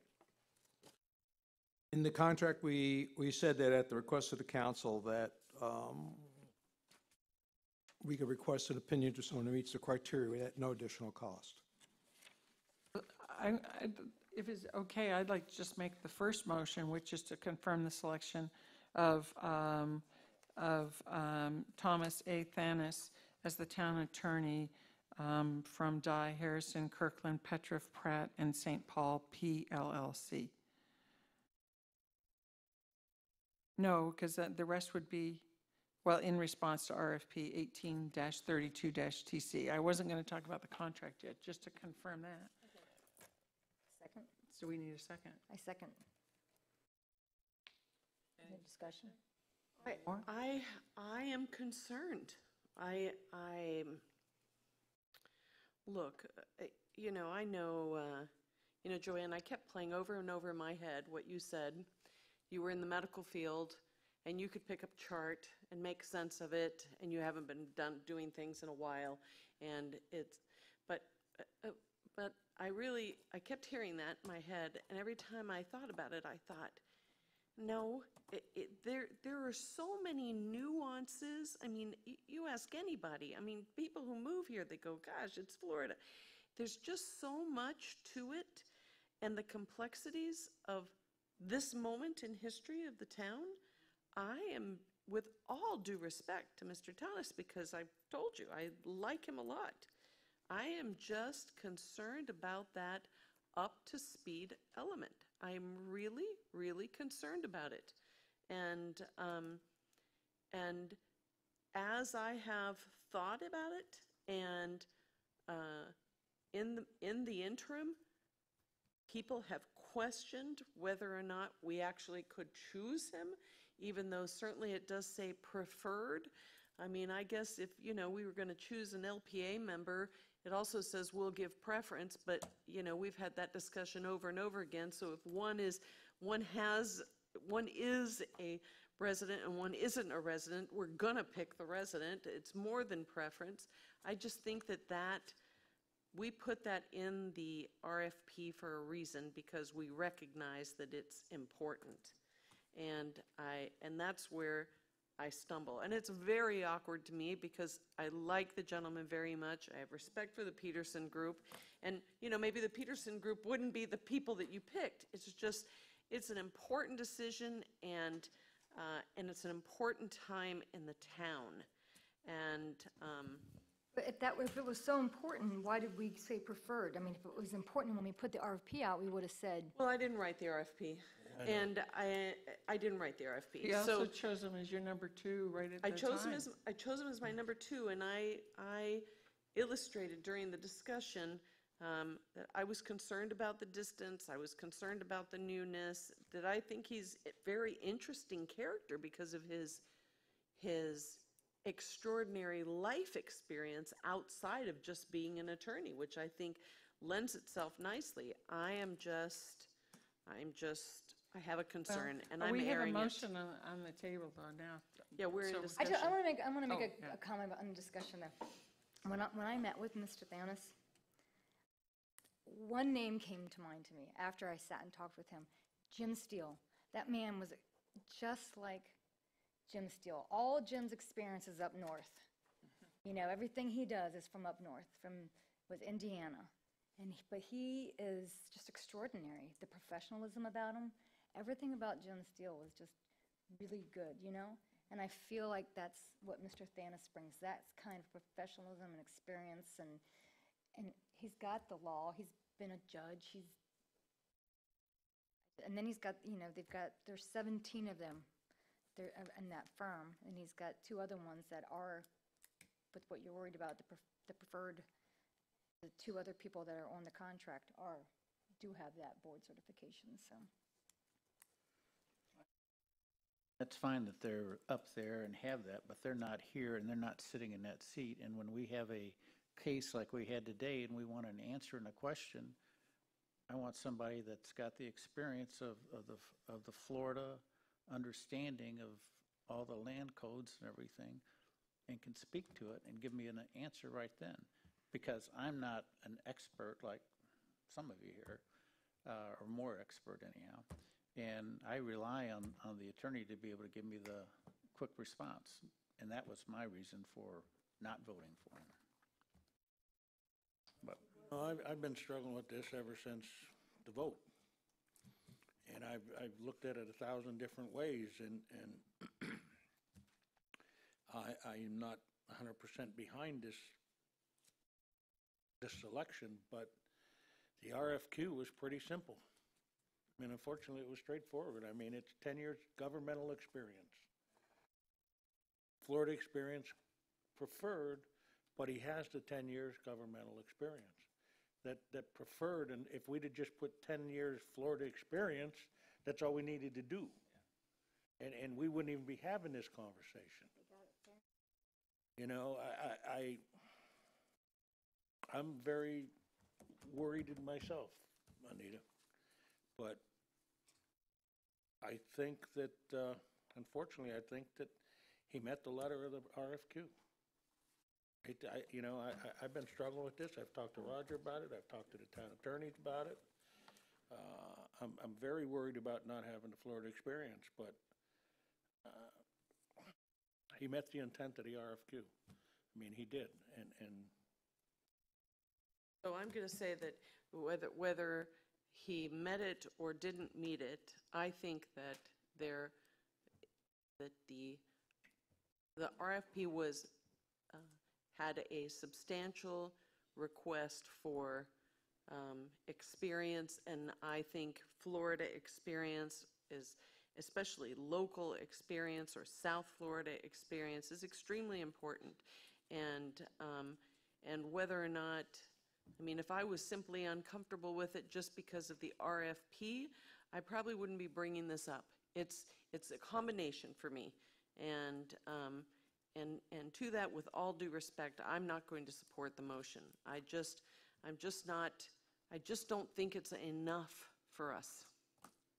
No, we hired two people, the town manager and the town attorney, and if this was such a big deal, somebody should have brought it up during the selection part. I just can't believe that this is coming up right now. So I'm ready to call the vote. All those in favor? Aye. Aye. All those opposed? No. No. Motion passes 3-2. Saracita and Butcher dissenting.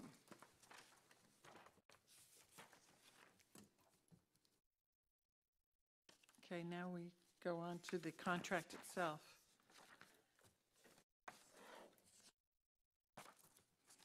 And since I was just commenting, I have no changes on it. I like that it's a 30 days. I like that we switched it over to the working the budget year, as Dennis had recommended.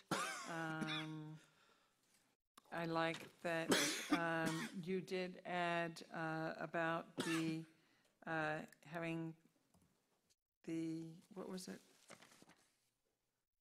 That's it. So I like the contract as presented. Roger, I didn't see any significant changes from the one that you did in this one. Is there anything I'm missing? From the draft Yes. to the, excuse me, the final version, Yes. and I don't remember the draft 100%, so one of the issues was clear that I wanted to make clear, and Mr. Thanos understood, was that, should there be a significant decision that the council wanted to feel comfortable that they were getting an opinion that was certified, that you could request that from him and his firm, and there would be no additional charge for sort of that re-review, if you will, by a person within the firm holding that certification. And the second item was, I just wanted to clarify with respect to who is responsible for his IT equipment.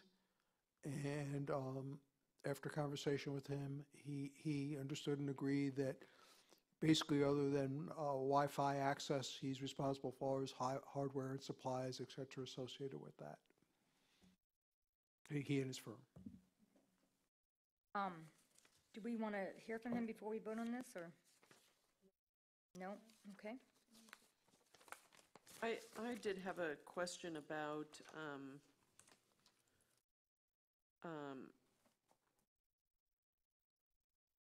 a minimum of 8 hours per week for in-person office consultation. Did you not think that was very low? I mean, at one It was in point, the we all RFP. wanted an in-house attorney. It was in the RFP. I'm just asking, since the RFP, now we're at a contract. Well, clearly, you can ask for more time than that if that's what the council would like to do. Does anyone else think that 8 hours is? Well, but he. I mean, that's for face-to-face meetings. That's face-to-face meetings. That's not the amount of time he's putting into the town. Okay. Yeah, I think it's a little low too, but I'm Do you want to giving up on increase it, this. Dennis? Or Do you want Anita, to what talk to would Mr. you? Thanis and see if you want to increase it? No, He's sitting Nope. here. don't want to, nope. Somebody want to move? I will move, well, I'm the mayor. Can I move that I sign something? I'll motion. Motion authorization for the mayor to execute the attached contract with Dye Harrison Kirkland Petrov Pratt and St. Paul PLLC, the services of Mr. Thomas A. Thanis as the town attorney in response to RFP 1832 TC and the attached services agreement. Second. All those in favor? Aye. Aye. Those opposed? No. Motion passes 4-1 with Saracita dissenting. Mr. Thanis, welcome. Would you like to say anything before we go on? Got an earful of it? Madam Mayor and members of the council, thank you for the affirmation, and look forward to working with you. I assure you that I come to you with a lot of experience, thousands of city council meetings, and I understand your concern about Florida law, and certainly a legitimate concern. I'm not saying it isn't, but I assure you I'll work very hard for you, and I know that after a few months we'll get to know each other a little bit better, and I think we'll all be very satisfied. Thank you. Thank you so much. Okay, public comment. Is there any public comment? Public comment is closed. Town manager's items. Madam Mayor, I have nothing that I need to add this evening. Thank you. Thank you. Town attorney's items. John, go ahead. You've got the moratorium update. On Turner, the issue I need to bring before you tonight is in the lawsuit of Jameson versus the town of Fort Myers Beach. The plaintiffs have submitted a settlement offer to the town. I am requesting an executive session to discuss the settlement offer that was presented. I'm requesting that the executive session be conducted this Thursday at 1 p.m. Convene in the chambers and then recess to executive session for 1 hour. My only issue with that is At that time, excuse me, at that time, we will have present myself, town manager, and outside counsel, Jeff Hockman, who has, if you want him here, he will be glad to come over from Fort Lauderdale to discuss it. If not, he doesn't have to be. It's up to the council's really decision, as well as a court reporter, and we will proceed with executive session. Any questions? yes. So I told the attorneys I won't be here. I'm going to be Thursday. I'm going to be asking for excused absence because the mayors are going to West Palm to talk to the South Florida Water Management District. So if we could do it later, Kevin said that the meeting will probably be over by 11, 12, 1, 2. So unless you guys do it without me. But I know that case pretty good. Mr. Turner, I have a question. I had an executive session on for 8 o'clock. Is that another matter for that Thursday morning? No. Okay, for some reason, I had one that, we had talked about it, but is that this one, but now you prefer to have it at 1? Is that? Well, Okay. the mayor came in and I was telling her about it, and she said she has a conflict, so could we make it later? So I said 1 o'clock. She said that'll be fine. Did not say that. Oh, well, that's the impression you gave me. 1 o'clock would be all right. How about 2 o'clock? I don't, if I'm done at 11 at West Palm. Won't be here at 2 o'clock either. 1, 2. So. 3:30? So no, I don't have to be here. correct. So let's have it at 1 o'clock. 1 o'clock. I'm Work fine for with everyone? having it at 1 o'clock. All right. It's fine with me at 8. We'll get the notice published and get it all squared away. Okay, yeah, 8 a.m.'s great. Is 8 better than 1 for you guys? It doesn't matter to me. I think it works better because we don't have to worry about the M&P and how it Right. runs or That whatever. was We my know thought as this well. is an important topic, Mr. Turner. We know we'll get it done, so. So is the guy from Lauderdale going to come over? I'm going to ask him to come over. He said he would be glad to if we wanted him. Jeff Hockman. Excuse me, allergies. Would that not work then for 8 a.m. if we do have him? Well, he said he could be here, but he's coming over from Fort Lauderdale, so I think it'd be appreciative if 1 o'clock would be, or late morning or early afternoon. Well, if there's a change from 8 a.m., why don't you let us know? We'll- I'm good for either time. I'm saying 1 o'clock. You're saying 1 o'clock. All right, Okay. That's make what it I'm 1. Then asking. 1 o'clock it is. If you're asking that, that's great. That's 1 fine. o'clock. 1 o'clock. 1 o'clock it is. Okay. The other matter is the TPA, or TPA. TPI. TPI cases. We have 2 cases that are presently in the works. We have one involving a petition for writ of cert, that's to circuit court, and then a separate one that's a complaint. I am responding to those, and I'm going to proceed to respond to those unless I hear otherwise from the council. As your attorney, I represent the council, or you are my client, and we're going to proceed with those, as well as any existing lawsuits. We're going to proceed representing the council on those matters, at least until the time of transition, which I believe is supposed to be November the 9th. And then at that time, I think we'll probably have to have another discussion about representing the town. So I have I a don't question, know what John. else to do. Okay, I think that's smart. I would like to, I was going to ask some questions about that, but I'd like to have an executive session to discuss these lawsuits. Is that not? We can have executive session for the reason for settlement strategy or litigation strategy. Yes, we can. Litigation strategy. I think because I know a lot of people are out there talking, and I'm not even certain that we should be commenting on anything at this point. So I think it would be in our best interest to schedule a executive session for the purpose of discussing the TPI litigation. Just TPI or everything? I think just TPI at this particular moment, or maybe a TPI plus an update on all whatever else is pending, if you want to do that. But I think, no, okay, just TPI. We want to do that at 2 o'clock then? Do Oh, the wait a vote? minute, then I'm going to miss the vote. No, but you'll be back by 2. I don't know. No, you won't be back at 2.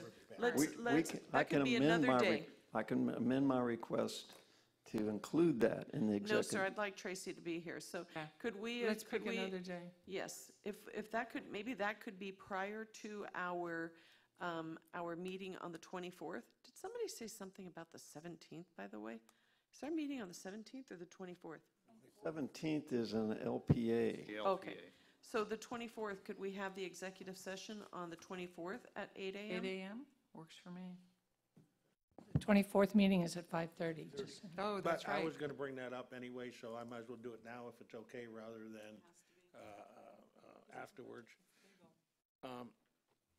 Why can't we start our council meeting at 9 o'clock on the 24th? I was going to say this. Finish everything we got to finish and adjourn until 5:30, then all we have to do is approve the budget. That's what other places do. I don't know. Yeah, I agree with I don't know you. about that, I'm just trying to make it easier on all of us, but, just a thought, That whatever you guys That works think. for me. We could do the executive session, do the meeting, da-da-da, and then recess Adjourn till until 5:30. 5:30. Are you allowed to do that legally? Yes. Okay. In which case, can we have the executive session at 9 instead of 8, since we're going to adjourn anyway?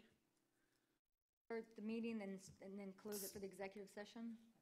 Or would you prefer something different? Well, John? we have to, I think that we should have the meeting at 8 o'clock, Okay, executive session, okay. I'm good with that. on the 24th. And that's for executive session, discuss settlement strategy and TPI and both of those matters. And I will be there, and town manager will be there. I assume the town attorney will be present. 24th. Hang on. Court reporter and council. Thank you very much. Please You're send welcome. us out John, Thank that's you. just TPI? yeah. Yes, For that one. 2 TPI cases. Okay. For 8 o'clock. Just while we're under town attorney items, I'd like to thank both you and Jack for your service to the Oh, yeah. town. It was Thank you. greatly appreciated. Thank you.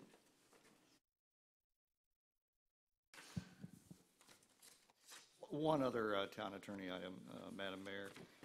Upstairs, I've assembled for Thursday's M&P a folder for each of you, and in regards to the stormwater ordinance history, that was requested, I think, by Joanne a few weeks ago. I'm waiting for the binders, but they'll be in your mailboxes here probably tomorrow afternoon. Great. Okay. Jack, it also says, under town attorney items, the temporary moratorium update? John talked about it.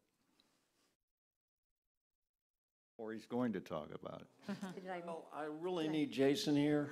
did I miss something? I'm gonna need him, pull him in. Okay, So if you just give me a break on that, and as soon as Jason's available, we can do that. okay, thank you. You're welcome. But it did come out of LPA, Okay. okay? Councilmember items and reports. Bruce? Oh, I hate to even mention this, but it just continues to gnaw at me. When I go around and I'm talking to people again, where are you from? Fort Myers Beach. I talked to this girl the other day, and she says, "Oh, I'm from I was just in Fort Myers Beach." I said, "You were?" She says, "Yeah, I was visiting my dad. He lives there." I said, "Really? Where?" And she gives me some place in downtown Fort Myers. I said, "Well, no, Fort Myers Beach is different." She says, "It is?" She says, "Are you sure?" And I go, "Yeah." She says, "I've heard of Sanibel and Captiva, but I thought Fort Myers Beach was part of Fort Myers." That's happened twice in the last 2 weeks. You don't have to convince me. You know I'm behind it. Yeah. People change that it in think a heartbeat. there's a big identity of Fort Myers Beach is for people that have been here, but people that don't know Fort Myers Beach, and I think our advertising is wrong. Dennis agrees with TDC. The beaches of Fort Myers and Sanibel is terrible, I think. Oh? Nope. Joanne? For the sidewalk, the Crescent Street discussion, the sidewalk for Crescent Street, does that need actually be put on a vote, or is it on a upcoming agenda or something, or what do we need to do for that? I think my interpretation of what transpired is that the Public Safety Committee was concerned that they were going to sort of miss the budget cycle. So they forwarded, one of the members on behalf of the committee forwarded a memo or two because they felt like if they missed this date, they were going to lose a year, which is not the case. I think there's some more flushing out work that they need to do with regard to the width of the sidewalk, with regard to if there are going to be other amenities such as benches or bike racks and other things that kind of have to be conceptually worked out. So I think that the council has given them comfort that the door isn't closed today for a year. They can come back anytime with a more detailed plan on what they're recommending to you they'd like to see out there, that we can then do some staff analysis on to put a cost to, make sure it meets all the criteria for impact fees. If it doesn't, we'll tell you what element does not. You decide whether just to take that element out of the project or fund it from another funding source.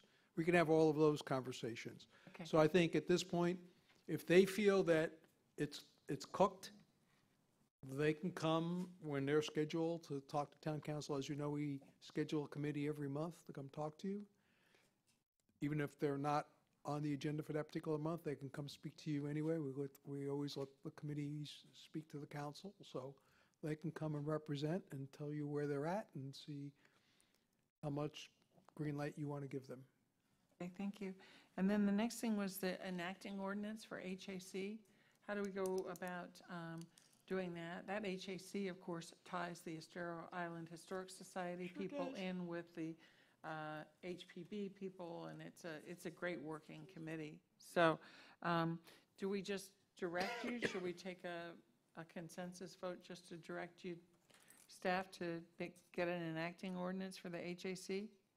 Well, I think one of the things you may want to look at is that are we going to fold, right now we have two committee ordinances, one covering the LPA and one covering everybody else.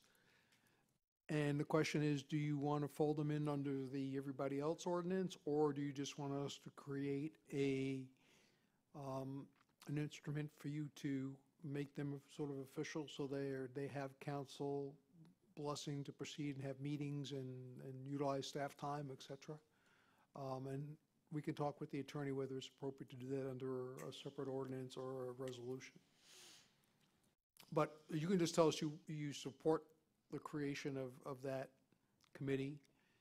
It's not ad hoc, it's permanent, if that's your decision tonight, and we'll consult with the attorneys to make a determination what's the best instrument, and whether they want to be folded under the master ordinance or not. Well, but the unique thing about the HAC is they report to the HPB, they don't do a report to council. So it's different than the other advisory committees. That's the only statement I would make. So however best to accomplish that, I think they'd have the same kinds of rules, obviously, but. Well, and therefore you may want to just have a resolution creating them versus folding them under the ordinance, but that's up to you all. I guess, does town council support us pursuing that and getting that done? Okay. And then I did speak to Commissioner Kiker. The county is working on some sketches and things with regard to base of the bridge, Stara Boulevard there at the curve, all that kind of street. So we're just trying to schedule an appointment. He's trying to find out when they might be ready, just to inform the town council. And then the other thing was stormwater. We were looking to get all that information, let's call it the committee information, get that package together. So are we going to actually schedule its own M&P for that? And if so, when might we do that? So just since you brought it up, I talked to, so the stormwater meeting that's on the M&P for Thursday, Jim Steele won't be back till October 15th because the committee's supposed to be there. Charlie won't be back until 10/27. I'm assuming Dan Hughes is still here. And so, well, because that's what we said. We said that we were going to have an M&P, a special M&P just with that, so that committee could talk. And because we put Bruce on that committee to work on it. So it would have to be, Charlie said he would fly back for it if he had to, but if you want to have the committee here, as we said we were going to do. We said we were going to invite them. We didn't say it was mandatory, but that's fine, because I mentioned Jim Steele probably won't be here when we talked about doing that. Yes, so, it needs to be moved. yeah. Agree? Okay. Absolutely. So do we move it to a date, are you going to take it off of Thursday? Or are you still just going to I think it should be off of Thursday. But I would like the information so I have time to study it. Absolutely. I'd love to Well, have the information now. The information is prepared. The information That's is upstairs. what I would like, yes. Yes, but I think it should absolutely be moved. because it's kind of silly to have it without the committee, because that was the whole Yeah, point. so perhaps you could alert those people that we're going to move it. And then, now somebody sent them an email. Amy sent them an email. Will somebody send them an email? Yes, the clerk's office has been in touch with them about the meeting on Thursday. If the council action tonight is for you not to take up that item on Thursday, we will tomorrow morning get in touch with them and tell them, never mind. Do we And want to come pick a on date? some other now? date if Do you we pick one. want to I pick know a Jim date now? Steele's not here because he was leaving to go back to Iowa. So it's going to have to, well, and then Bruce is gone on the 15th, and you're gone on the November. I'm done, I'm out that Monday, but I will be back by the Thursday. It's the Monday I won't be back by. So, It doesn't have to be on an M&P Unless- day unless can you be want it its to own be. schedule. be on any right. day. It's going to be its own day, right? I would actually, Do you guys want to reach out to the committee, Roger, and then let us know what's best? we can Or do Bruce, that is and it let your you know on committee? Do you wanna Thursday reach out? what date they If we would set a suggest. date, Or just we tell have them. an idea when they're available, set a date. And if they can make it, fine. If they can't, fine. I'm not going to schedule the next 6 months so they can be here. That was the whole point. Do we want to go, we have a meeting November 5th. And then we would normally have an MMP on the 8th. Do we want to go into the next week and have its own MMP that next week, the week of the 12th? Are people in town that week? So, they said to stay away from 10/29 and the 11/19 to 11/28, because everybody's gone for Thanksgiving. So that you're week talking of, about the week of somewhere Keeping between all of the, October. I am. well, because, Pick a date. oh, okay. Well, we're skipping we all have of to pick October October, 'cause they won't be because back. Jim Steele's Steele not won't be back. back. Date. Right. Pick a date, I don't care. All right, let's pick, Jim Steele's coming back the 15th. Let's 10, pick 20 some day, yeah, 15, sometime and after. Charlie's back 10/27. October 29th. Oh, no, I'm not here then. October 22nd, Monday, October 22nd, Tuesday, October 23rd. Come on, guys. You pick one. I'm I don't trying. care. Just pick one. I don't care what it is. Can we move on while you decide this? Can we Well, move go on? ahead, Joanne, do you have, Oh, More you s- guys, I don't care the date. well, you're gonna not talk about it on Thursday. trying to Maybe, help. maybe when you do agenda management, you can pick a date. Good. First, you can call the committee and find out what they We'll wanna do. decide on Thursday. So Joanne, go ahead and put the rest of That's it, I'm done. you're done. Okay, I need an, I created enough trouble, I'm done. I need an excused absence for Thursday to go with the mayor. No. So I'm gonna sit here until you say We yes. need a roll call on that. Yes. Okay. Just so you know, we're going to South Florida Water Management District to try to talk about the LACO releases and holding more and sending more. And Anita, you know this whole spiel. Yes. And so does Dennis. By the way, the two of you, the mayors have nothing but great things to say about both of you. Schedule stormwater, no, she already brought that up. Fireworks. You guys are going to be talking about the Aberdeen stormwater on Thursday that I won't be here. And I just want to say that, get the information from Christie about back when all the people on that street that did not want to do the stormwater, because I think the survey you're going to see is a little iffy. Look at the survey that they got, because it says they wouldn't get potable water. But I'm leaning towards supporting going to the cheaper straight route. So I just wanted to let you know that ahead of time for your meeting. Roger, do you know where we are with we were having Murph look at the fertilizer ordinances to make some changes to it. I know where they're at now. Can we find out what's going on with the fertilizer ordinance? Because we were looking at moving it back from 3 feet to maybe 10 or 20 feet from the water. With all the stuff that's going on, this is the time to be making these changes. And Dennis, I think you brought it forward a long time ago. Well, no, Murph brought it up. Clippings, too. Yeah. Yeah, Murph brought it up with all those changes, and I thought. I know they've had discussions about it. I was at a meeting where they were discussing it. I don't know what the current status is, but. Could you check and see if we can get an update? Well, we'll ask them to forward their recommendations as soon as possible. Okay, and we had funded Back Bay water testing, and Ray sent me the tests, but they're not like in a form where like a non-chemistry A layman. person could understand it. When can we get those online so that people can go online and see what the Back Bay test, we're paying for them. Is Ray actually doing the testing? No, the Lee County, I just found that out too. Lee County does the testing for us. So, Correct. We don't have a lab, last time I checked. yeah, so, Yeah, but she's not collecting the samples or doing anything. no. In other words, she's not doing anything. We have an agreement with them to do it. They're the ones who are doing it. Not doing anything. You answered my question. So is there a way to get it online so that people can see what the test results are? The answer is, we can get the results online, and then that creates a second question. Will people be able to read and interpret the results? Maybe not. And you may have some people who are misreading those reports and circulating a whole bunch Okay, of so, I bad mean, information. But if you want us to put them online, we'll be happy to do We're that. spending money for the Back Bay testing. What's the point of having, if we're not Maybe doing it? Because see it's them. technical, Maybe they it's can bring them technical to us. information, so that the staff can tell you, after reading the reports, come here and tell you, we have a problem, or we don't have a problem. If you like, we can have Ray, as part of the monthly report from that department, please. put a simplified statement in that it's basically the same as it's been, it's a little worse, it's a little better, or what the conditions are. If That would that'll be help, great. and people can see those reports online, because they're part of the agenda. Okay, that would be great. And then the new signs with the QR codes, they were supposed to be delivered at the end of, They were here earlier, but Chelsea took it out with her when she left. she took the sign, so they're done. Behind you? It's physically here. Oh, she left it here.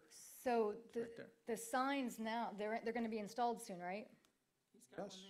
You have, just so everybody knows, the QR codes will be on there now, and it'll tell you, you can like use the app. I don't know how to do it, but It's a scanner. a scanner. Yeah. And then it tells you about riptide, and also tell you about water quality. It takes you to the places. So that's going to be great to put on all the beach accesses, so I'm excited for that. And if I could just put on the record that that was a project that was in the works for quite a long time between Scott Baker and myself and Mr. Stillwell. And John Heim. Well, John Heim actually didn't know anything about QR codes until I explained it to him, but it's a project that's been in the works for a long time, and hopefully people will use it, because QR codes really have become obsolete, because you can print your own. And you never know whether or not it's true or not. So there's a downside to a QR code now, but. So in my other thing was, there are all of a sudden popped up all over the places where these Free Our Beach stickers and Fort Margaritaville beach stickers, and they're like all over the place on public property. And I emailed Roger and the town staff, and I said, this is ridiculous. Where are they? They're all up and down the island. They're right in front of town. If you pull out of Town Hall, they're in the transportation sticker that says one way. They're everywhere. They're Delmar, they're Chapel, they're Primo. They're illegal? Yes, it's completely illegal. And I talked to the sheriff about it. He's keeping an eye on it. It's not only illegal, it's controversial. And whoever's doing it is just trying to start controversy in this island. And I'm going to ask you out there, stop it. We don't need any more. So, and not just that, as I'm looking up and looking for these stickers, there is just, we really need to get out there and look at some of the stuff that needs to be cleaned up. We do, I know people say, oh, you're tough on code. We're not tough on code. If you go down around the island, there's lots of stuff that we have a beautiful island, and the reason we have code is to keep it beautiful and clean, not just for visitors, but for those of us who live here year-round. And so I'm seeing signs, stickers, I'm seeing graffiti. I see still parking lots that are parking when they're not supposed to be, when the poor guys who own parking lots are suffering. So I think you guys know where I'm going with that. And that's all I have to say.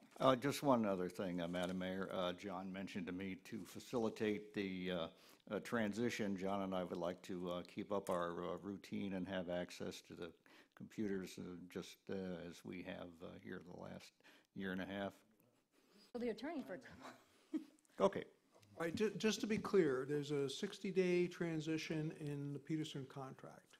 They're going to need access to all that stuff So, if they're going to do their job. so the, unless directed otherwise, that, to basically pay them to stay home, I assume that they'll be here and working and work on in transition.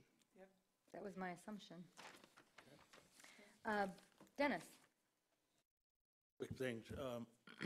Number one, I think maybe when we're doing these agendas, we have people like that sat till almost the end of the meeting, where maybe we could have moved them up just a little bit. You know, I just think that maybe that's something we need to look at when you guys are doing the agenda. The second thing is, Roger, I've been told by several people that this white van across the street in the Tops parking lot, there's somebody living in it, sleeping in it. You might want to check that out. Bring that to the attention of the sheriff's office. Yeah. I don't know, I didn't look in the window, but I've had a couple people that have come up to me and said, can't we do something about that? So it's on your plate now. Thanks. Took it off of mine. Took it off my plate. I got a text message because I have to be looking at my phone for dates, and I saw that Mr. Eck said, please schedule something, and he was looking, the week of 22nd is great. He said, how about Thursday, the 25th? So. Hey, that's fine, I don't care, just Let's pick a date. Thursday, the 25th. No, let's don't. No? No. Okay. Sorry, Charlie. No, wait. Anita, do you have anything? Well, I mean, I don't care, but I'm Not not gonna be here. commenting, I'm Can't be waiting here? to No, give never my mind. items so All we right, can then get we're out not of going to here. do it. Charlie, sorry, Charlie. No, we're not going to schedule it. Discuss it Sorry. tomorrow. Yep, thank you, Anita. Anita's still Wait, gonna Bruce do is it. saying something. No, he said he couldn't make it. Thursday, the 25th. Oh, you're scheduling, never mind. I can come, but I'm Okay. having surgery the day before, and I'm not so sure that I'm going to be. We'll fix the date. We're Anita, talking go about it ahead. tomorrow. Sorry, Anita. your I turn. would like to, and I'm bringing this up, though I will bring it up more tomorrow under agenda management, but I would like to hold a town hall meeting relative to water quality issues and not a screaming fest, a scientific, not a political fest, a scientific presentation from the likes of Ray M. Wessel, Ray Burns, people who can talk to us in normal terms about what is going on, because there is so much misinformation. The information is either politically extreme or environmentally crazy. There's nothing in the middle that's telling people what is really happening. And the impact of what's really happening is creating a whole lot of collateral damage. And I think we need to clear the air for our residents and our visitors. And I'd like to do that as soon as possible. So I'll bring that up tomorrow. I'm just telling you about it now. And then last but not least, I'd just like to ask everyone to, this time last year, we were dealing with Hurricane Irma, and now this time this year, the Carolinas are dealing with Hurricane Florence, and I'd like to ask everyone to send their prayers and thoughts out to the people who are going to be enduring that, because we know how difficult that can be. And that's all I have. Thank you. I'll make a motion to adjourn. Second. Favor? Aye. Ready? Does anybody want this information for?